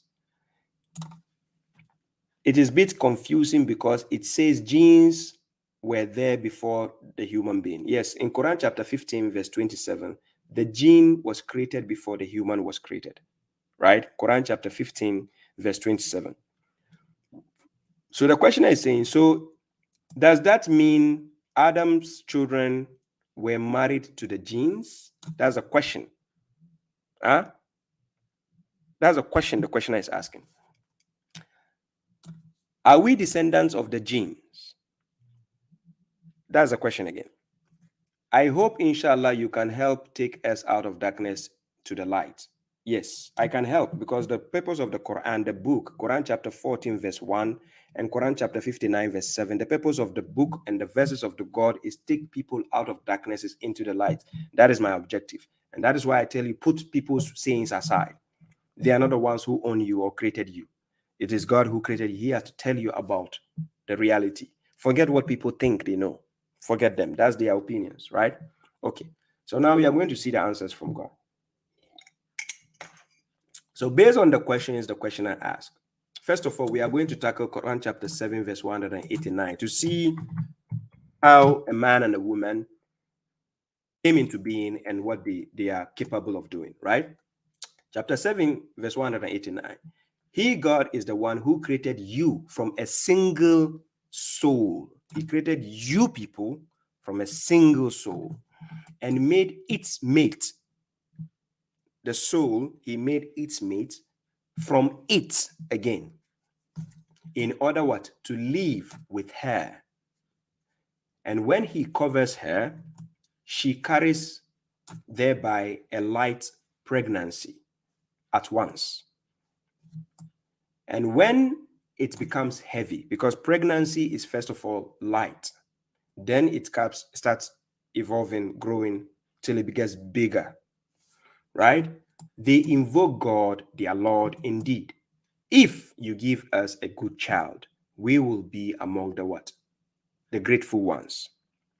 That is how it evolved. So God created us from a single soul. And from that single soul, he created the mate from it, right? So Adam and his wife. Then they have a child. So this is a scenario of how it's evolved, right? Okay. So now, again, I take you to Quran chapter 4, verse 1, right? Surah An-Nisa. Chapter 4, verse 1. Oh, sorry. How did this... Oh, sorry.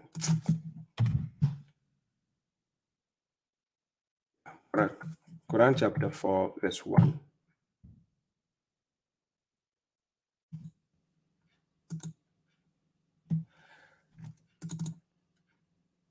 Yeah.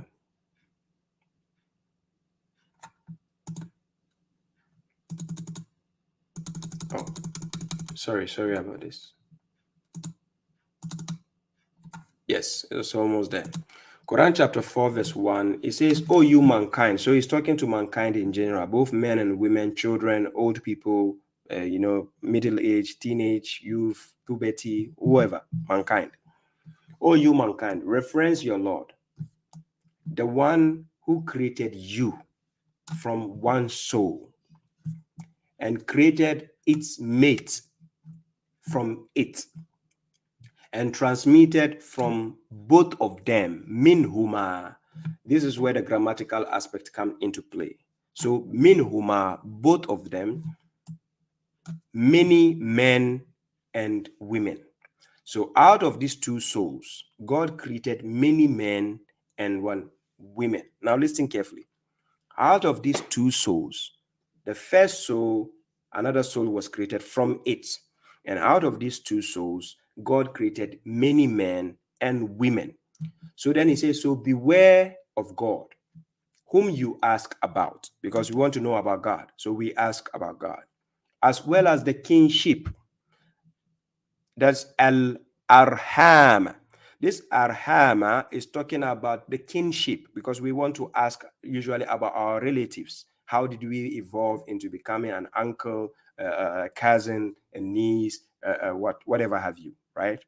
So indeed, God is watching over you. So the context of the verse actually denotes that al-harhama is talking about kinship. Some people will say the wombs. No, you're going out of equation. We are talking about the kinships. That's why it started saying about coming from two souls, one soul, two souls, then you became many men and women, because we become relatives, families. That's how we have clans and tribes, because we are related, right? So we are all related.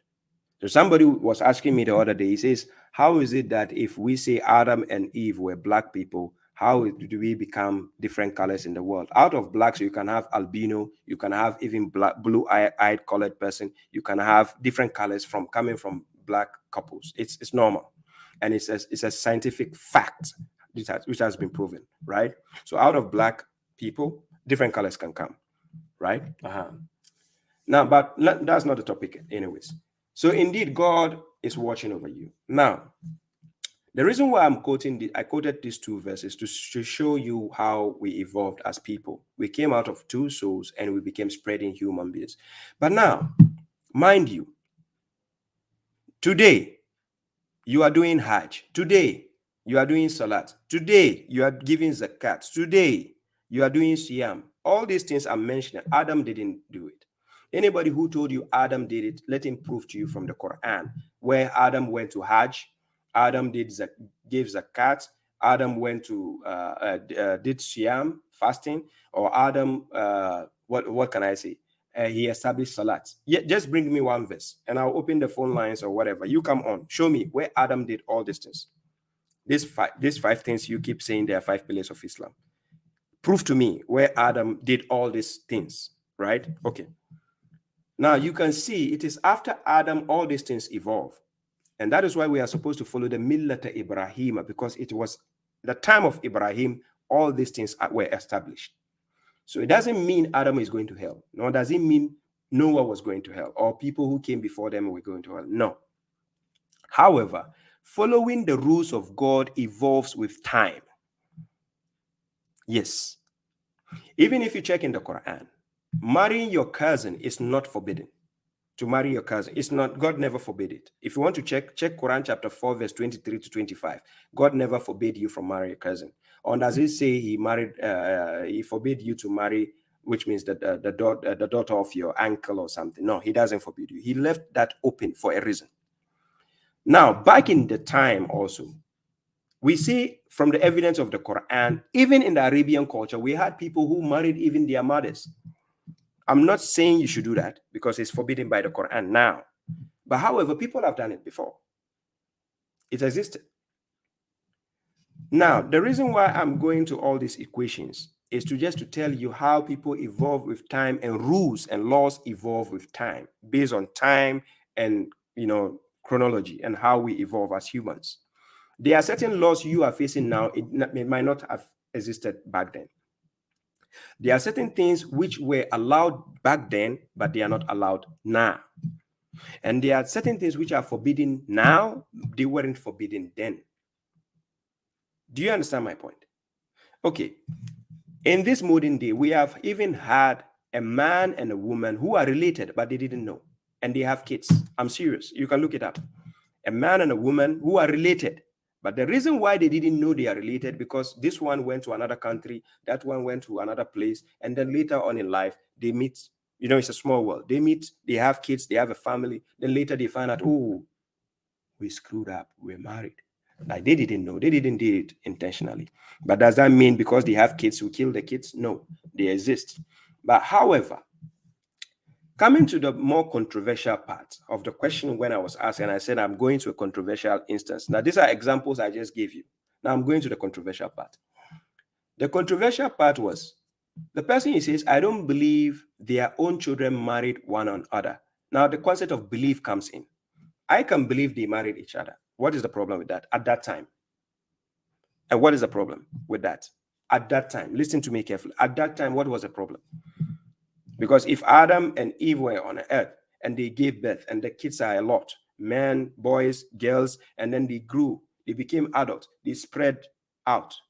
And then they later on met and then copulated, have kids. Where was the rule, or why is the law which says at that time that is incest, or somebody sleeping with somebody is bad? Or you understand? Do you get my point? Now check the timeline, and I'm going to help you with this. If you go to Quran chapter 5 verse 48, according to God, based on the timeline of people, we have different laws and methodologies throughout life and how we do things throughout life. Let me go. Yeah, Quran chapter 5 verse 48. And we have revealed the book to you in truth, confirming what was before it of the what? The Al-Kitab. And what? Governing over it. So judge between the people by what God has revealed, and do not follow their inclinations concerning what has come to you of the truth. To each of you, we have made a law and a method. To each of you. So each group, anytime God reveals a book, he has made a law and a methodology on how to do things, right? If you want to understand that, go to Quran chapter 7, verse 156 to 157. You will understand that there are certain laws. There are certain laws in the past which are changed later on. Even Isa alayhi salam, he came to change certain things also, right? If I'm right, Quran Let me see if I can remember the verse.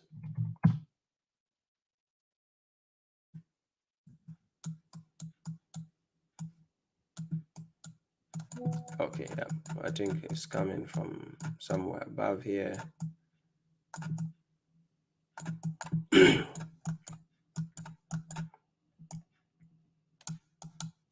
Is it verse 62, 63, 64? Oh, I might have forgotten the verse. I'll find it. I'll find it, the verse. Yeah.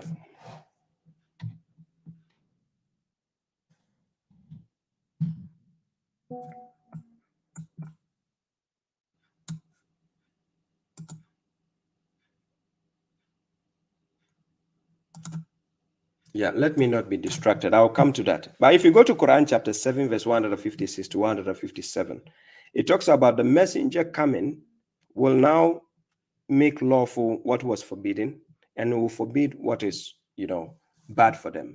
And that is Quran chapter 7, verse 157. It talks about, he says, who follow the messenger, the unlearned prophet, whom they found written with them in the Torah and the gospel. He commands them to kindness and forbid them from abomination, and makes lawful for them the good things and prohibits for them the bad things, and takes off their burden from what? From them, as well as what? The shackles which were upon them, right? And then he says, therefore, those who believe in him, honor him, support him, and follow the light which was revealed along with him, they are those who will be what? Successful. Right? Now, this is Muhammad alayhi salam. That is the prophecy being told to Musa alayhi salam. Quran chapter 7, verse 156 to 157.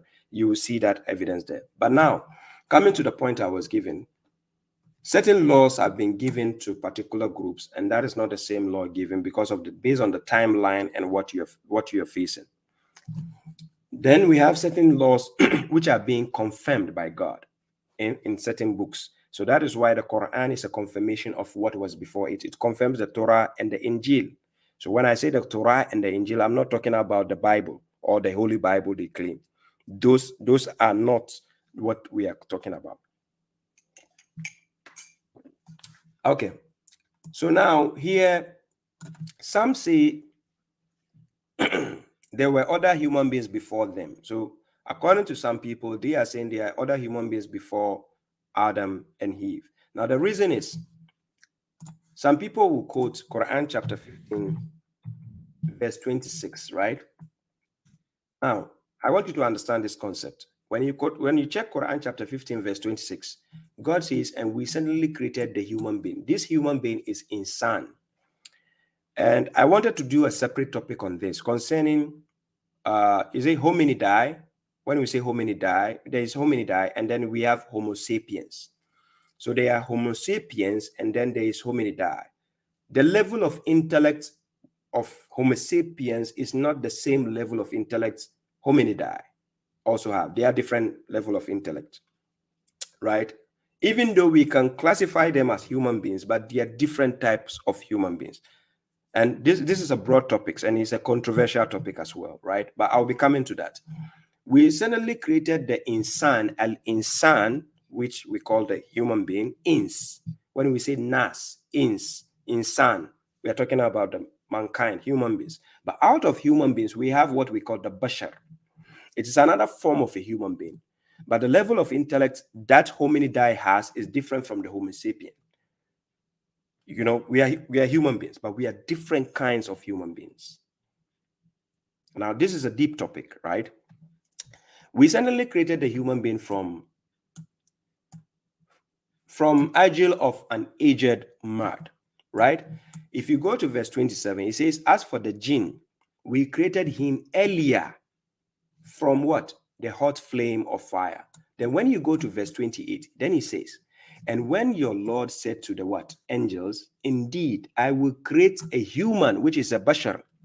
So this bashar used, Whenever Quran uses certain words, they are instances to the words, even though they are synonymous, but they bring something extra to the table that you have to reflect upon.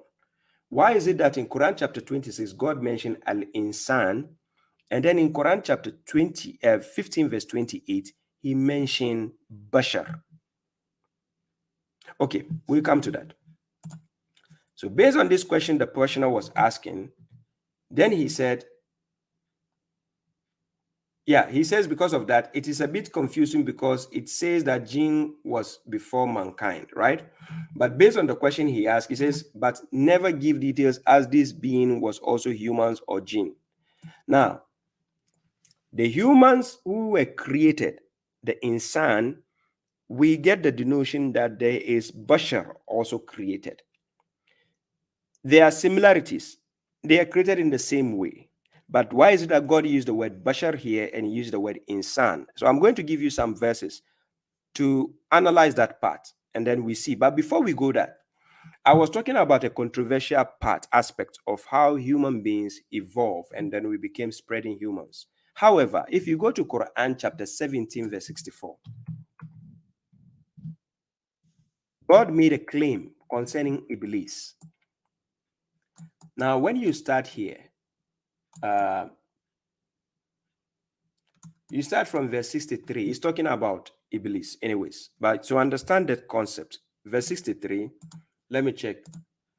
Yes, chapter 17, verse 63. He, God, said, depart, for whoever among them will follow you, then indeed hell is your requital, an abundant requital. Verse 64, and arouse whoever you can among them with your what? With your voice. And attract them with your what? Horses. And your what? Your men. Listen carefully. God is telling Iblis the power he gave him against the human beings. Remember when God told Adam, his wife, and then the devil that descend as enemies to each other. So now, out of the power God gave the devil as well to face the challenge, out of the power, arouse whoever you can among them with your what? With your what? With your voice. And attract them with your horses and your men, and partake in their wealth and their children, and promise them. But the devil only promises them delusion. Now, the controversial aspect I was talking about, the controversy I was about to mention is here God mentioned the power the devil has, and he spoke about the men, his men from the devil's side. And then he will partake in their wealth and their children. Remember, the devil is our enemy. And for those based in Africa and for those from India and other stuff who believe in the voodoo and the black magic, you know the devil can grant people children. And the devil grants people wealth. I'm serious. This is not a joke. People go to the spirits to seek for children. And they are given children. And this child will get vanished as in the future. He will never be buried or something. People go for money. They get it. Spiritual money. They get it from the devil. And so the devil will use his men to attract. Right? So now the other aspect of Adam and his wife and how they have their children and how we evolve into beings. Now the question arises, could it be that the devil took a part in actually forming his men to sleep with the women among human beings in order to copulate? Because look at the power God gave the Iblis here. He has the power to partake in making children and your wealth. He has the power to even use his men to attract. Right? So this is the controversial part I was talking about. Even though we came from Adam and his mate, and then we became spreading humans, but could it be there is a partaking role here? Okay, so let's leave this for now. Now, and promise them, but the devil only promises them what? Delusion. Now, coming back to the broader sense of the question I was answering. Now, this is a possibility the questioner was asking me, that he is thinking that could it be the genes that actually copulated with human beings, and some people have the notion from the Bible who say God sent his sons, and those sons came to sleep with the women, and then they have children. They say sons. Well, God doesn't have sons, so these sons are actually the genes. People try to say they are the sons. No. Anyways, then it says it's a bit confusing because it says genes was created. So does that mean Adam children were married to the genes? That this is a possibility. Because according to the power God gave Iblis, just after he demoted him from the position or sent him away from the garden, he told us the power, according to Quran chapter 17, verse 60, 64, 61, 62, 63 to 64. He has the power to partake in making children. He has the power to partake in giving you wealth. He has the power to partake to use his men to attract. Do you see the point? Okay. So now there's a possibility based on the questioner is asking. There's a possibility, yes. Are we descendants of the genes? That's a question the questioner is asking. Are we descendants of the gene? According to Quran chapter 17, verse 64, there's a possibility some of us are the descendants of genes. You want to prove me wrong? Then prove chapter 17, verse 64 wrong. Because Iblis was given the power to partake in making children among us, among you, the human beings. Right? So some people are from the genes. Yes, there's a possibility. Not all of us, no. But there's a possibility. So the first possibility I gave you was that the children of Adam, after he has the children, they might spread on earth and then they can meet each other and then have. Just like you and I, we come from Adam, right? We come from one soul. But why is it that I can marry you? Hello? Do you get my point? We come from Adam, right? But because time evolved and the timeline we live in, I'm supposed to marry you, the woman of today, right? But are we not from one soul? Why do I need to marry you? Do you see the point? I'm marrying you. That's how the timeline goes. Could it be the timeline during Adam that also happened? Yes, there's a possibility. And was there any law which forbids that at that time? No. Because we see in the Quran, even the Arabs at that time of Muhammad, some of them married their mothers, and God forbid that afterwards. That is after Muhammad came to them as a messenger. Remember, Quran chapter 34, verse 44, they never received any warner or a messenger before Muhammad, right? So meaning at his time, they had laws to follow. There's a possibility. So the questioner is asking, are we descendants of it? Not all of us, no. It clearly tells us that the Iblis has his own descendants. In Quran chapter 18, verse 50, he has his own descendants. But however, he can mingle with us, human beings, and give some people children. Yes, it's a possibility. Then he says, I hope, inshallah, you can help us take out of the darkness to the light. Yes. Okay. So, brother, if you are watching this, summarize the questions that you have asked. I hope you get the light and guidance from it. Some of it were left for belief, and some of it were left to your own discretion, how you want to decide. However, the notion of insan and the bashar, I'm going to quote some few verses to help you understand that they were created in a similar fashion, both insan and the bashar, right? Created in a similar fashion. So I take you to Quran chapter 32, verse 7 to verse 9.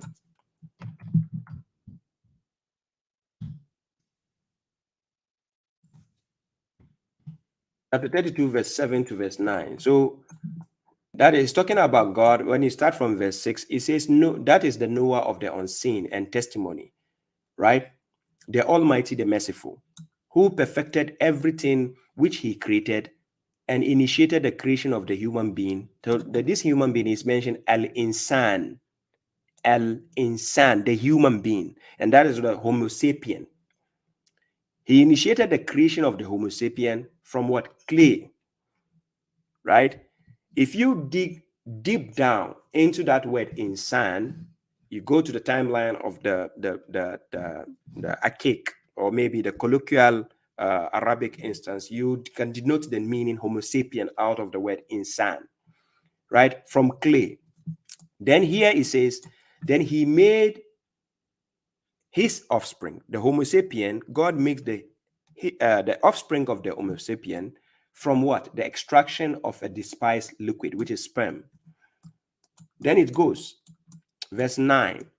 Then he organized it, that is him, and blew into him from his spirit, and granted you hearing, eyesight, and minds. Rarely are you thankful. So we see the creation of a human being. Now I'm going to show you the creation of the bashar as well, right? Now with the creation of the bashar,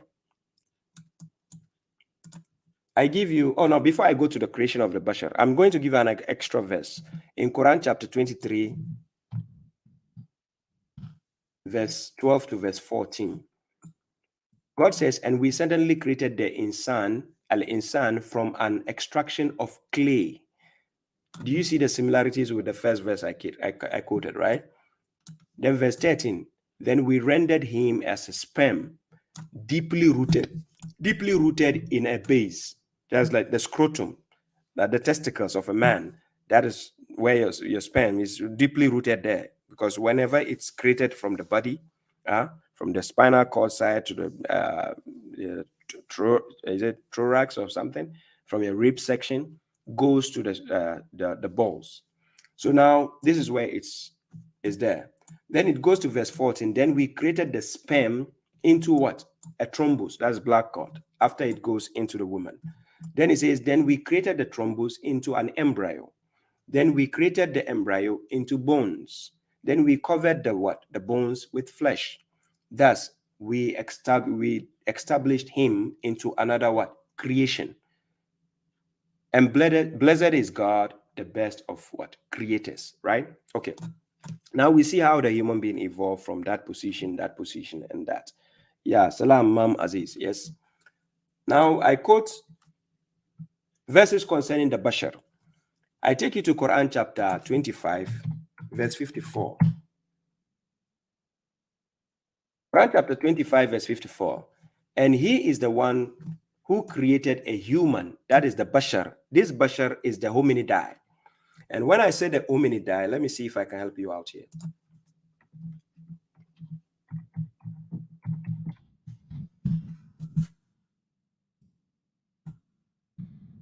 I can put it on the word, and you see what I mean. So for those who can look it up, and then for those who are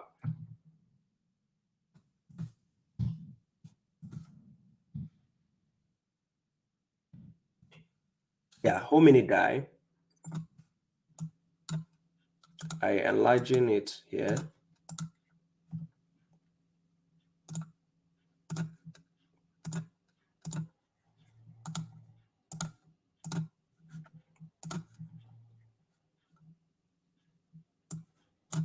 Yes, here.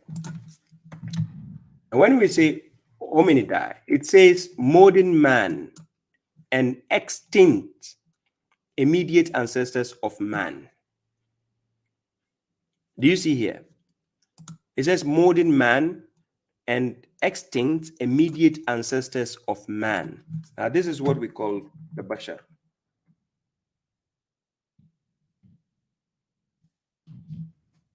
Now, when you take the Homo sapien,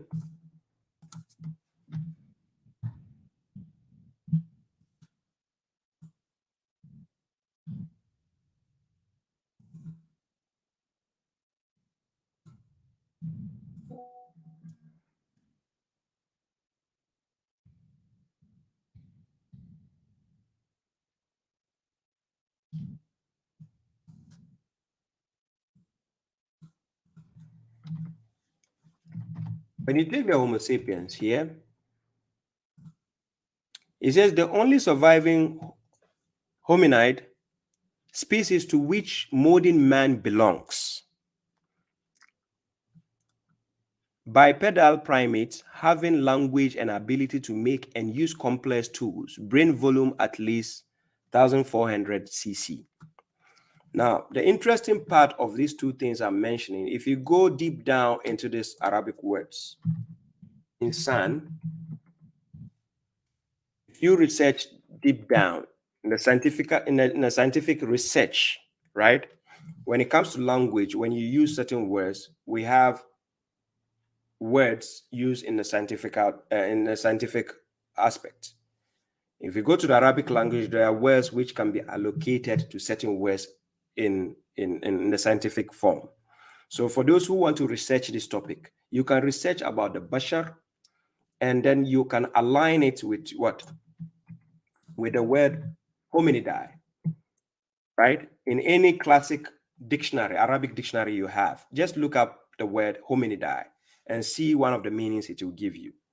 And then you can look up one of the meanings of the insan, right, the Homo sapien, and see which meanings it will give you in one of the classical dictionaries you find. Now, when we take the Homo sapiens, the only surviving hominid species to which modern man belongs, bipedal primate having language and ability to make and use complex tools, brain volume at least 1400 cc. But when you check the bashar, we have a modern man and extinct immediate ancestors of man. Now, this is from the scientific aspect. But however, coming to the Quran, understanding why God used al-insan and used al-bashar or bashar, there's always something to this. Now, let me put this one aside. Before I move on to certain questions I've been asked, I'm going to quote about 2 verses before I change the notion of this topic. So Quran chapter 30 verse 20, and among his signs is that he created you from what? Dust. And then you became humans spreading. And these humans, we are talking about the hominidae. So this is the basharun, right? You see, basharun, it's mentioned, basharun. And I'm going to, oh, sorry, I didn't share the screen. Let me put on the screen. Sorry about that. And among his signs is that he created you from dust, that's turabin. And then you became basharun, spreading. You became basharun, spreading. Okay. Then apart from that, I take you to Quran chapter 38, verse 71. When your Lord said to the angels, I am creating a bashar from clay, right? Somebody will say, why did God mention dust? Yes, when you put dust into water, leave it for a while, it can become a clay, right? So a human from clay, and that is the bashar. Now, the reason why I just simply wrote human, it's not to confuse you, to give you too much complexity. It's just to give you simplicity. But however, I put the word in Arabic there so that you know if you want to do further research on that. That's up to you. Then verse 72, so when I have organized him and blown my spirit into him, then fall down to him in prostration. So here you can see the similarities of how the insan was created and how the bashar is created. Similarities, they are all human beings, but they are different forms of human beings. Just like the hominidae and then or what the Homo sapien are all human beings, but different types, right? Okay. Yeah, so let me see this before I come to the questions. I think Muslima is asking. Yeah, I've just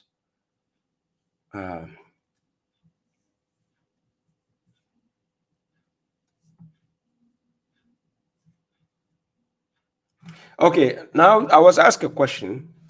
I'll be coming to the questions I've been asked. Salam Faisal Hussein, you're welcome. I'll be coming to the questions you all have asked me. Hey, Salam Liban Ibran and Aganka. Let me deal with the question I was asked here. Muslima says, although marrying cousins is not haram, does that justify promoting this practice which can result in genetic defects? No, it doesn't justify. However, even though Quran doesn't forbid it, but Quran doesn't encourage it. It was only, the only time Quran encouraged that was to the Prophet, right? It was mentioned in Quran chapter 33. Let me see the verse.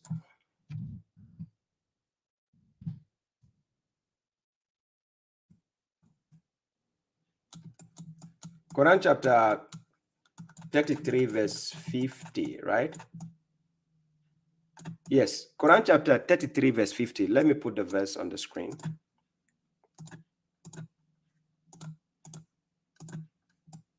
In Quran chapter 33 verse 50, O you prophet, indeed we have made lawful to you your wives, whom you have given their fees, as well as those your right hand possesses, from what God has awarded to you, and the daughters of your paternal uncle, right? Meaning what God has awarded to him. God has made it lawful. His wives. So out of his wives, God is making the categorization. So now listen. O you prophet, indeed we have made lawful to you your wives. So they were already his wives. Listen carefully. They were already his wives.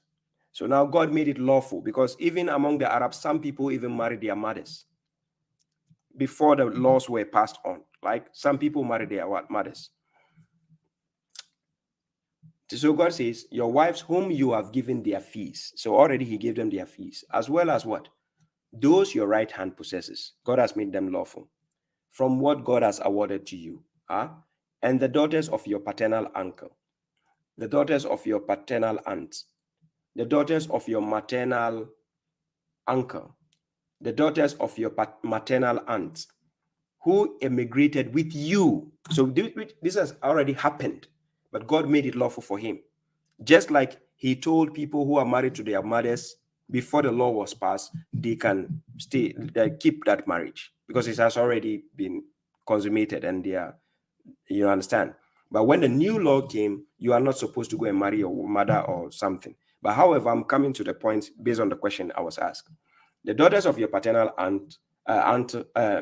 maternal aunt who emigrated with you, as well as a believing woman, if she presents herself to the prophet, if the prophet intends to marry her exclusively, right? Exclusively for you, other than what? The believers. Now, this where people misunderstand this part is they thought this exclusively is only talking about if a lady wants to marry the prophet and she bring herself and she say, oh, take me, marry me without anything. They thought that exclusively is talking about. No, the group of women given to the prophet, he is the only one supposed to marry them. After him, nobody else has to marry them. And the answer is in Quran chapter 33 verse 53. I will give you that answer to that. This exclusively is not only talking about when a woman surrenders herself to the prophet and say, oh, marry me. No. It's talking about all the criteria God mentioned in that verse. After the prophet, nobody will marry his wives. So this group of women mentioned to him, they are exclusively for him. Nobody will marry them. And the instance of that is found in Quran chapter 33, verse 53. So that you understand me better. In Quran chapter 33, verse 53, God says here, it is not for you to offend the messenger of God, nor to marry his wives after him ever. Right? So his wives that he has married, they are exclusively for him. It's not only talking about a woman if she presents herself. That's exclusive. Now, that's not the point. It's talking about entirely all the women that God has made lawful to him to marry, that he has married, they are exclusively for him alone. Nobody else will marry such women, even if he dies. You leave them. Do you understand the point? Okay. Now, coming back to the verse prior to that, verse 50. 33:50. Let's go back. Here, the group of women mentioned, and God says exclusively for you, other than what? The believers. His women are for him alone. After he dies, nobody will marry them. For him, other than the believers. The believers cannot take his wives. So that is why 33 verse 53 further gives you the context of understanding 50. That nobody is supposed to marry the wives of the messenger after him. Then it continues. We have certainly made known what we have obligated for them, that is the believers, concerning their wives, and those their right hands possess, so that it will not become what? Guilt upon you, the prophet, and God is forgiving and merciful. So now the believers, what God has actually given you is in Quran chapter 4, verse 23 to verse 25. Go and check it. You will see the categorization God has given you. So let me help you here.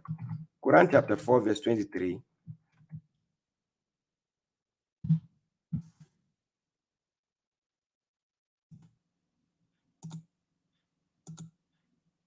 Yeah, Quran chapter 4, verse 23. Unlawful to you are your mothers. This is when the law came, right? Then it says your daughters, your sisters, your paternal aunts, your maternal aunts, the daughters of your brother, the daughters of your sister, your mothers who nurtured you, and your sisters from breastfeeding. Now, this is a law coming at the time of Muhammad, and we are seeing the laws coming. Do you understand? If they were already there, God will say, you understand, confirming what this book said or that book said. Do you see how it goes? So the laws are coming in. Then God says, your mothers who nurtured you, your sisters from breastfeeding, the mothers of your women, that is your wives. You are not supposed to marry their mothers. Your foster children, no. Who are under your guardianship, you are not supposed to marry them.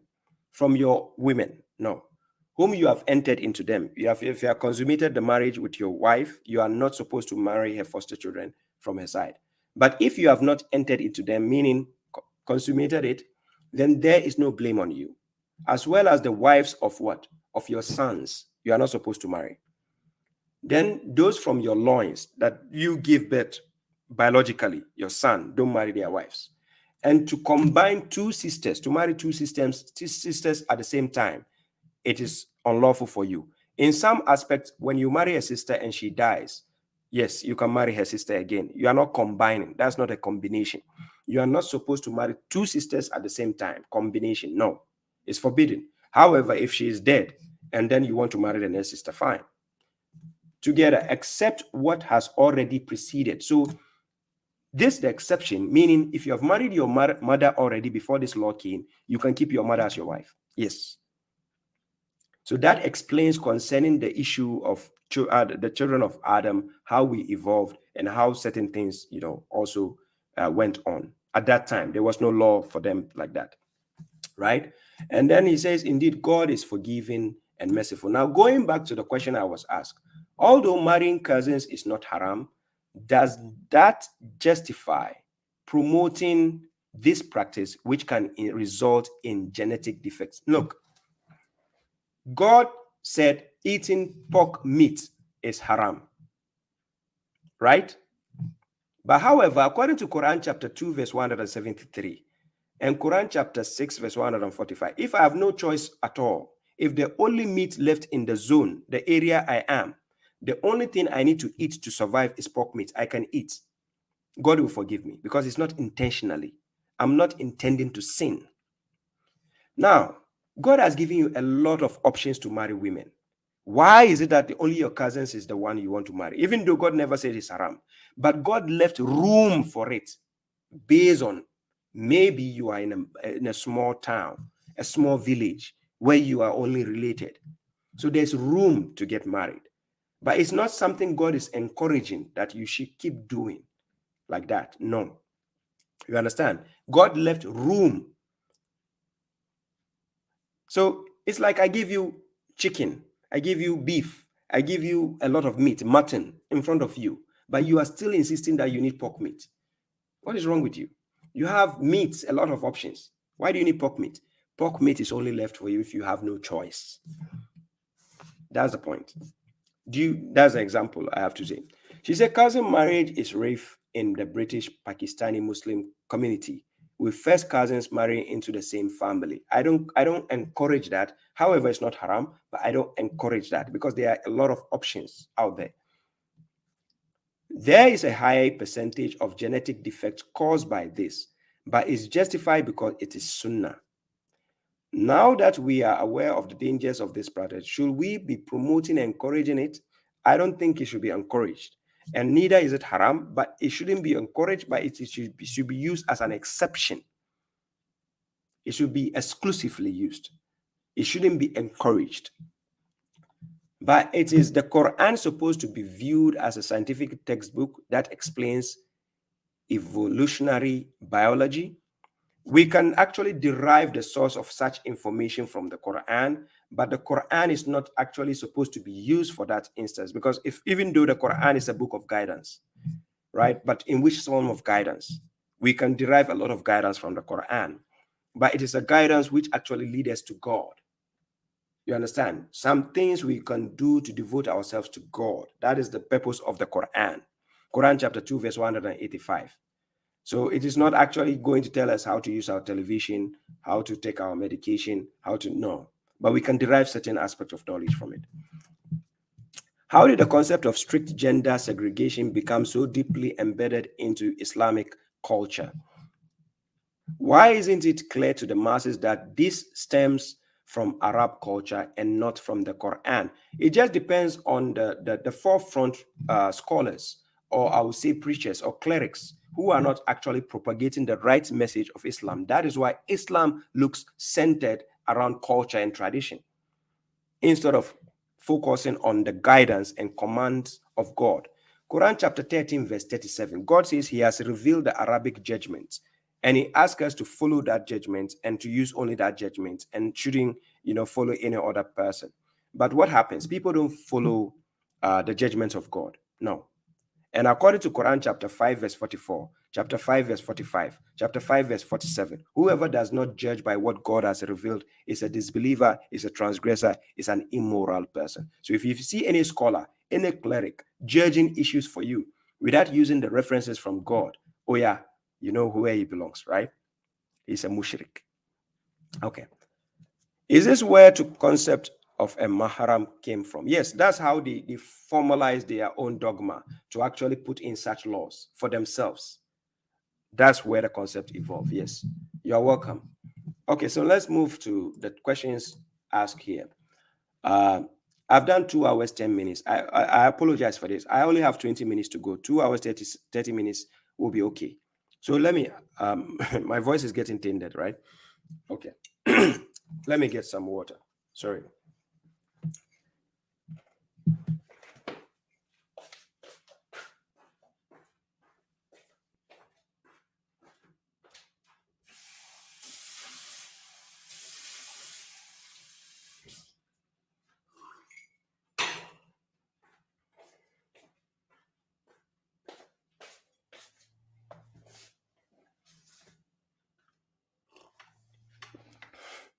Damn. Thanks to God. Wow. My nose has never been so free throughout this year till like today. Thanks to God. Damn. Wow.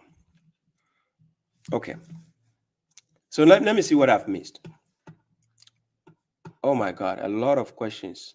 A lot of questions. Okay, let me start with the question I tagged in the first place. I tagged tools and things. Say, salam, bro. In regards to Isa, does the Quran even say he was born of a virgin? Not directly, but indirectly. So let's see how it works, right? In regards to Isa, the questioner is asking, in regards to Isa bin Maryam, how he was given birth to. Let's see how it works, right? Okay. I'm going to read into context so that you get the clear notion that I said not directly, but indirectly. Yes. Remember, the Quran is a written text, and it has to be, we have to use intellect to actually contemplate the verses, right? Some things are directly stated in the Quran, some things are indirectly stated in the Quran. Okay.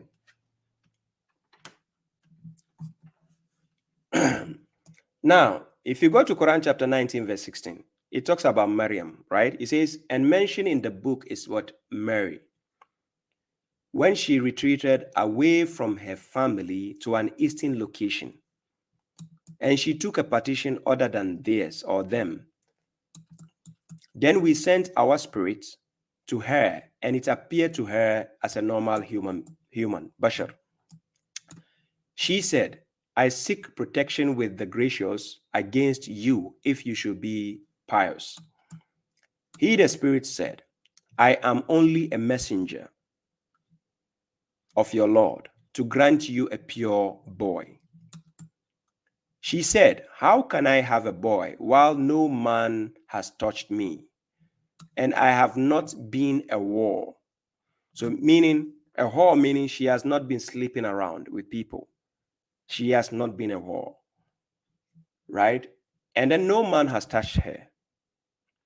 So because a man has to touch a woman in order to have a child. So no man has touched her, and she has not been sleeping around. Okay. He, the spirit, said, thus said your Lord, it is easy for me so that we may render him a sign for the people and a mercy from us. And the matter was decreed. So she conceived him and retreated to a distant location with him. So the pains of the labor brought her to the trunk of a date palm. She said, oh, if only I had died before this, and was obliviously forgotten. So he, the child, called her from beneath that, do not grieve. Your Lord has made a brook below you. So shake the trunk of the date palm before you, a fresh harvest will light upon you. So eat and drink and entertain the eyes. And if you see anyone among humans, al-bashari, then say, indeed, I have pledged an abstinence to the gracious. So I will never speak to a human today. You understand? Now, the interesting part of the bashar and the ins, in this same verse, al-bashar was mentioned, and then insiya was mentioned. That is a human, a single Homo sapien human. Then al-bashar is mentioned also. So you see similarities there, right? So she brought him to her kindred, carrying him. They said, oh, Mary, you have certainly came up with something unprecedented. Oh, sister of Aaron, your father was not a bad man, nor was your mother a whore. Because we know if a mother is a whore, it's likely the daughter will become a whore, because kids like to copy from what they see, right? Okay. So she pointed to him, that's the child. They, the kindred, said, how can we speak to one who is a baby in the cradle? Okay, now enough with this. Now, when we deduce from these verses, we don't see clearly where God says she's a virgin. Neither did Maryam herself in chapter 19, verse 16. I'm going to give you this instance. In Quran chapter 19, verse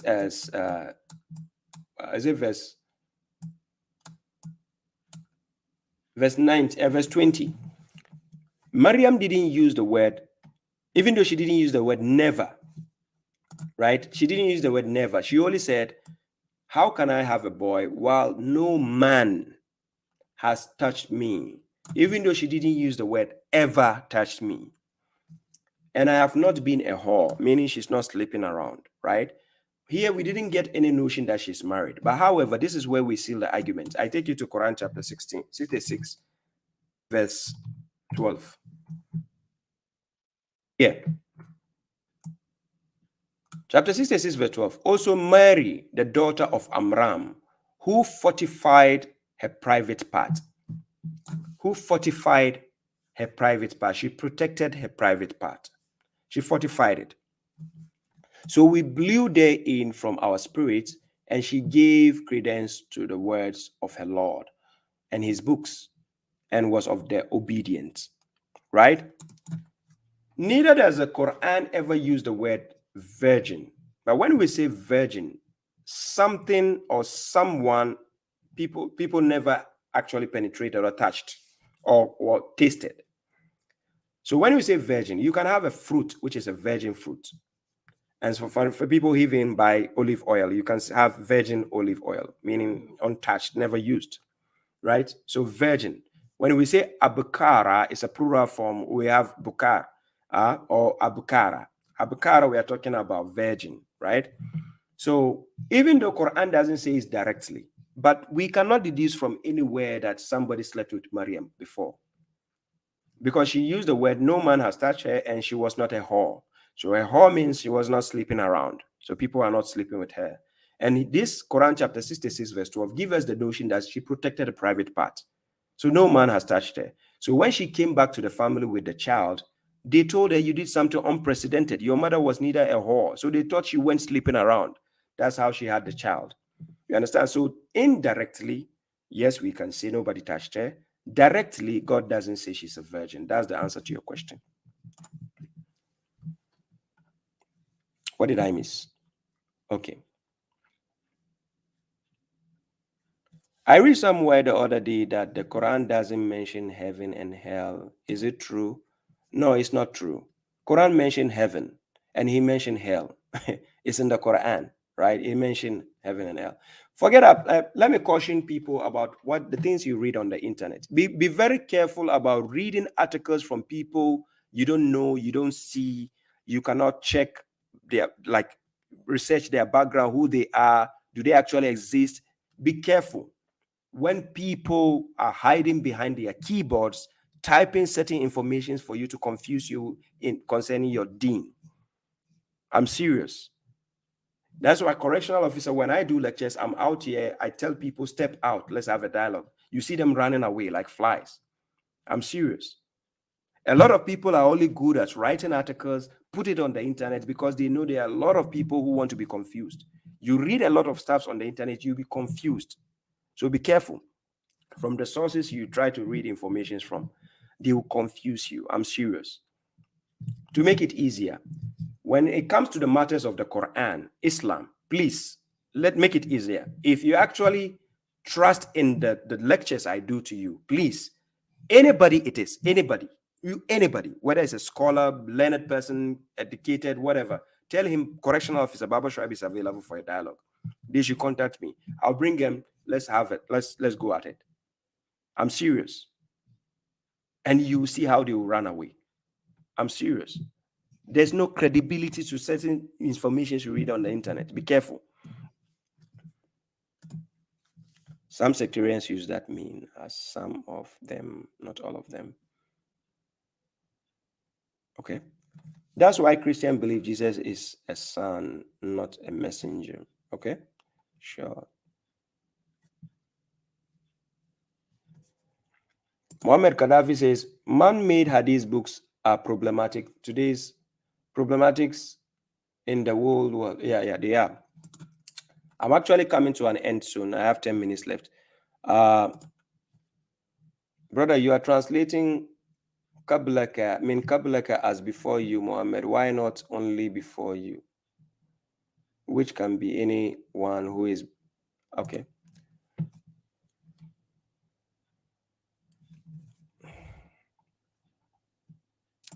Did human Jesus really step his foot on earth? Let's not go even that far to say Jesus. Ask yourself, did Adam step on earth? Similar question. Just ask yourself again that question.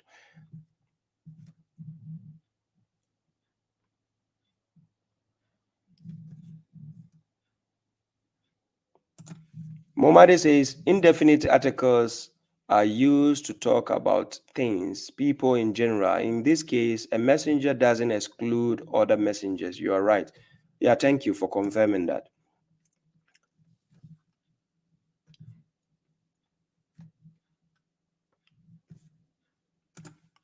Thank you for taking us out of darknesses and coming back to lightness. More blessings, bro. I appreciate that. Thank you. Click Clark says, I have a question. I didn't see your question. Salam. Where's your question?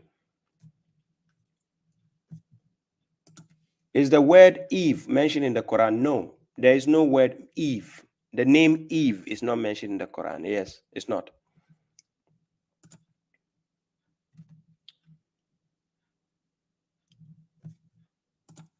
They were taken out of the garden. Adam and Hawa, the Eve, so-called Eve, they were taken out of the garden. That's where they were put out of it, right?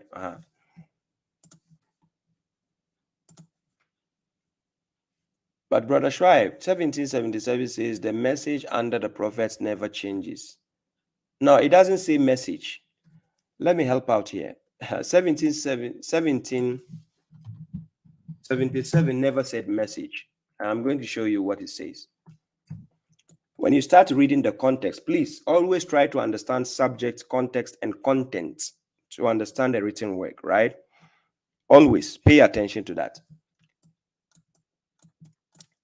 Here, let's start from verse 73. Chapter 17, verse 73. I'm going to read up to verse 77, right? And although they almost will have enticed you away from what we inspire to you, that you might fabricate other than it about us. And in that case, they will have taken you as a friend. That is the prophet God is talking about. And if not because we had reinforced you, you will have almost been dependent on them in few things. Then we will have made you taste a double punishment. That's the double punishment in this world, in this life, and a double after death. Then you will find no helper against us for yourself. And they almost would have harassed you out of what? The land, in order to expel you from it. And then they will not persist after you except a few. Such is the tradition of those we had sent before you, Muhammad, of our messengers. And you will not find an alteration to our tradition. So this tradition of people trying to evict messengers, stone messengers, trying to let messengers join them by force, it didn't start with Muhammad. It started with a lot of prophets, messengers before that. You understand? So that is the context, and that is what God is talking about. So that is Quran chapter 17, verse 77. Sister Natalia, if you're watching, that is your answer there, right? So it is not about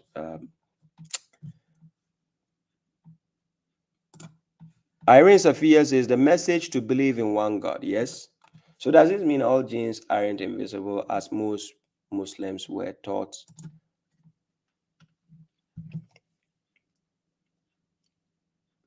According to the jinns with Suleiman, if we have to deduce, not all jinns are invisible. Yeah. But the ones with Iblis, yes, they see you from where you do not see them, but it doesn't mean they are totally invisible. Yes, you can see a jinn. Yes. You can see, not physically, normally, they are invisible, but they can let you see them. Yes, if they want to. Just like when the angel also appeared to Maryam in a human form, right? The angel came as a spirit to Maryam in a human form. Even jinns also can appear in a form. They can let you see them in another form. Even though they are invisible, you don't see them naked eye.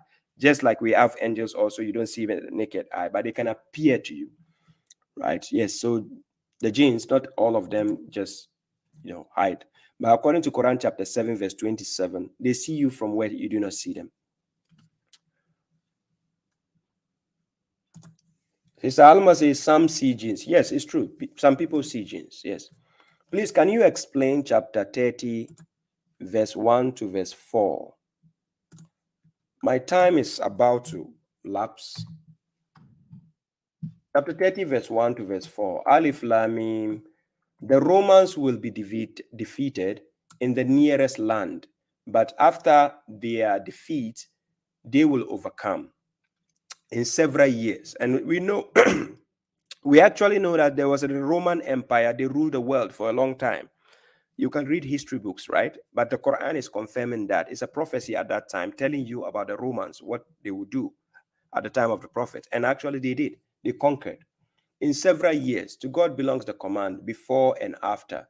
And on that day, the believers will rejoice in the victory of God. He supports whomever he wills, for he is the Almighty, the merciful. Such is the promise of God. So it was a prophecy. The Romans ruled, right, for a long time. Yes. And the history is the Roman Empire. God does not break his promise, but most of the people do not know. Salam, monetist. I'm getting exhausted.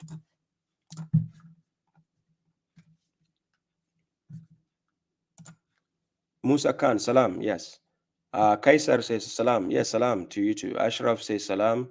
Can you explain Quranic inheritance rules, please? I already have a lecture on it. I think I did a video on it. Yes, I have a lecture. Yes, I have a lecture on the inheritance from the Quran, right? I have a video.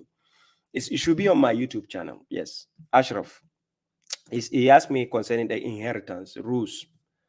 I'll do a lecture. No worry, I'll try to do a lecture on it.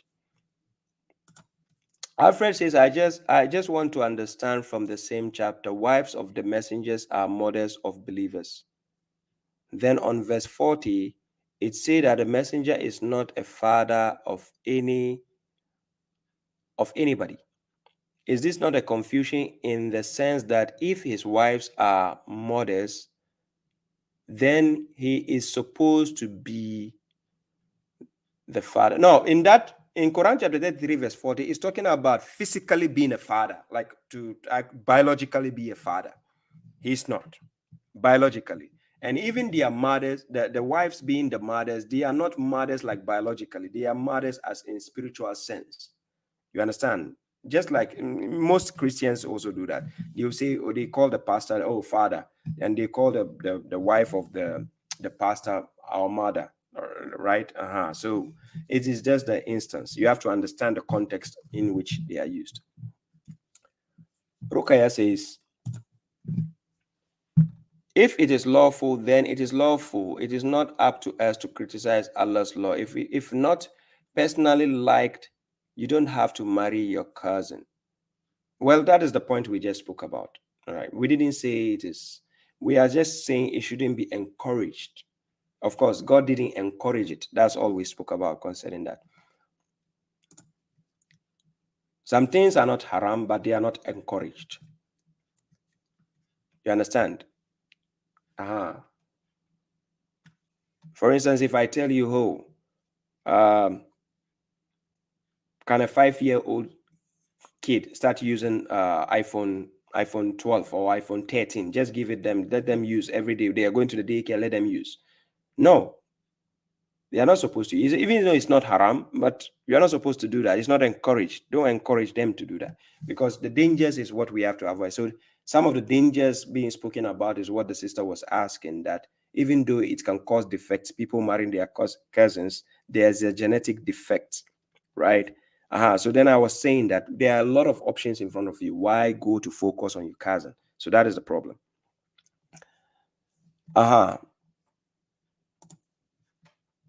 Rukaya says, Alhamdulillah, we can hear the voice change today. Yes, thanks to God. Balogun Salam. I'm almost coming to an end, so please don't bring more questions. I'm getting exhausted. I might save your questions to finish it next time, inshallah. Kasim Saad says, Salam alaikum salam. He says, Al-Hashir, explain it very nice. What? Okay, yeah, it's explain it, yes. In other words, Maryam will be considered a chaste woman. Yes, that's the point. Kaiser, Sister Zainab, Maryam is considered a chaste woman, yes. So, yes. Salam, brother. How can we get a physical copy of the translation to UK? The website have a payment method unfamiliar to me. Thanks. You can reach holvi.com. I have the video on. Okay, let me type where you can get the payment method. If you are in UK, you can use PayHip. Use PayHip. payhip.com/Natsal Enterprise. If you are based on UK, Rukaya Olayinka, if you are based in UK, I just put the link now here. If you are based in UK, that is it on the page also. It's passing down there. You see down there. You see it passing. That is payhip.com/Natsal Enterprise. If you are based in UK, use that link. It's easy to purchase there. Right? So they have PayPal or they have Stripe. Right? Stripe. However, if you go to holvi.com, Let me see if I can add it here. If you go to wholv.com/shop/natsal, you can get it there. So try this payhip.com Natsal Enterprise. For all those who have the hardcover copy, they can testify and tell you about how great it is to have. And for those based in Ghana, like I said, I'm working on getting it in Ghana, but I'm actually having it in the plan to get it, published in Ghana. I just don't want to talk much about the plans, but you will have it soon, inshallah, in Ghana as well. Yeah, salam, Abdullah Abdul Rashid. Bari, I see you. Thank you so much, Momadi. Thank you. Thank you for the support. The reason I asked was about Owl, if you know about it. Yeah. Ashraf, yes, I get your question. Yes, I understand your point. So Ali says, what about Ghana? Can I buy some, bro? Yes, Ghana actually, you actually get it cheaper because I'm trying to get it published in Ghana itself, right? But according to the publishing this thing, they said I have to be there. I have to be there myself before they can, do it the way I want it. So we will see what to be done. I've done 2 hours, 30 minutes, and that is enough. I'm getting exhausted. I was supposed to do just 2 hours, but thanks to God, my nose is free. So that's why I stayed a bit longer so that people can enjoy. Alhamdulillah. Momadi says, even in Mozambique, it is not available. Don't worry, I'll try my best. That's why I'm able to give people, when they ask me the PDF, I give it to you, because I know people want to access it so bad. And also there's this IQRA conference, IQRA conference is coming in July, the 1st of July and 2nd July. Inshallah, I'll be part of the Quranic translators who are going to make presentation. Inshallah, you see me there, God willing. I'm part of the event. I'll be speaking about the Great Quran as well, talking about the comprehension of the Great Quran. A lot of other Quran translators will be on board also, right? So you get to kindly follow that this thing. I don't know if I have the link here. You can follow that. Yes, I think I have the link. Can I paste it?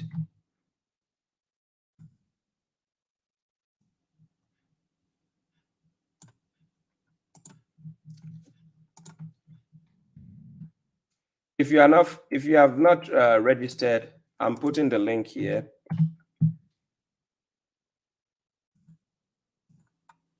That is the link on my page, and you can see it. It says the ikra.steady/international-Quran-translate-conference. Kindly go there and register so that you can partake and see the conference. Inshallah, it's coming on the 1st and the 2nd. I'll be talking about the Great Quran. I'll give a presentation, inshallah. I'm part of the Quran translators worldwide, right? So kindly register there on the platform, because it will be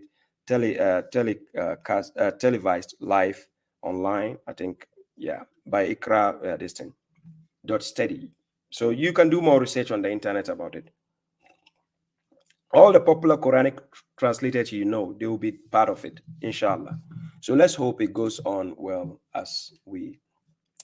Thank you. Musa Khan, thank you very much for also being around. I appreciate that. Thank you, Sister Safia. Thank you all, ladies and gentlemen. I have to come to an end. Balogo, thank you. Abdullah Abdul Rashid, yes, thank you also. Thank you all. Ladies and gentlemen, this is the correctional officer's page, the Q&A section. This is where I bring it to an end. I appreciate your presence, and let's keep in touch, inshallah, next week.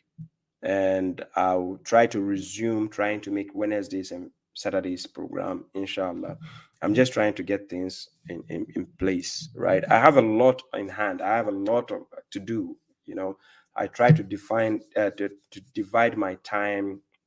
I love what I do, right? I love what I do, and I'm doing it for the sake of God, yes. But, and also, like I keep saying, thanks to my lovely brother, Mohammed from Canada. He has helped a lot on this, and I appreciate that a lot, right? It feels good to be actual to talk to people, and they can see you with clarity, and they can hear you with clarity, and then they appreciate the message you give out there. Yes. Ladies and gentlemen, thank you very much. This is where I bring the topic to an end. For those on TikTok, in case I'm not able to answer, I was not able to answer some of your questions, pardon me, because my concentration was more focused on the main questions I've asked. If anybody who has my correctional officer's number, if you have any question, just ask, send me a message. I'll find a time to answer them. Question and answer section. For those who don't know my YouTube channel, there's my YouTube channel where you can watch videos and learn for yourself. It's on the page, right? On the page, you see the YouTube channel, Bush2G9, with the same name here. You find me there. So, ladies and gentlemen, thank you all for your presence. Anwar Powell, thank you all. I thank you all for your presence. Sister Alma Johnson, Sister Zainab, Kaisar, Safia, Stusi, all of you, Muslima, all of you watching, and those on TikTok, I see you, 7 Layers, Monetist, Creed of Ibrahim. Thank you all. Silas Jimmy, I see you today. You have stayed, you have stayed very long online, which is very good. I appreciate that. This is where I bring the topic to an end. Subhana rabbi izzati amma yasifun. Wassalamu ala al-mursaleen. Walhamdulillahi rabbil alameen. And this is where I say peace, one love.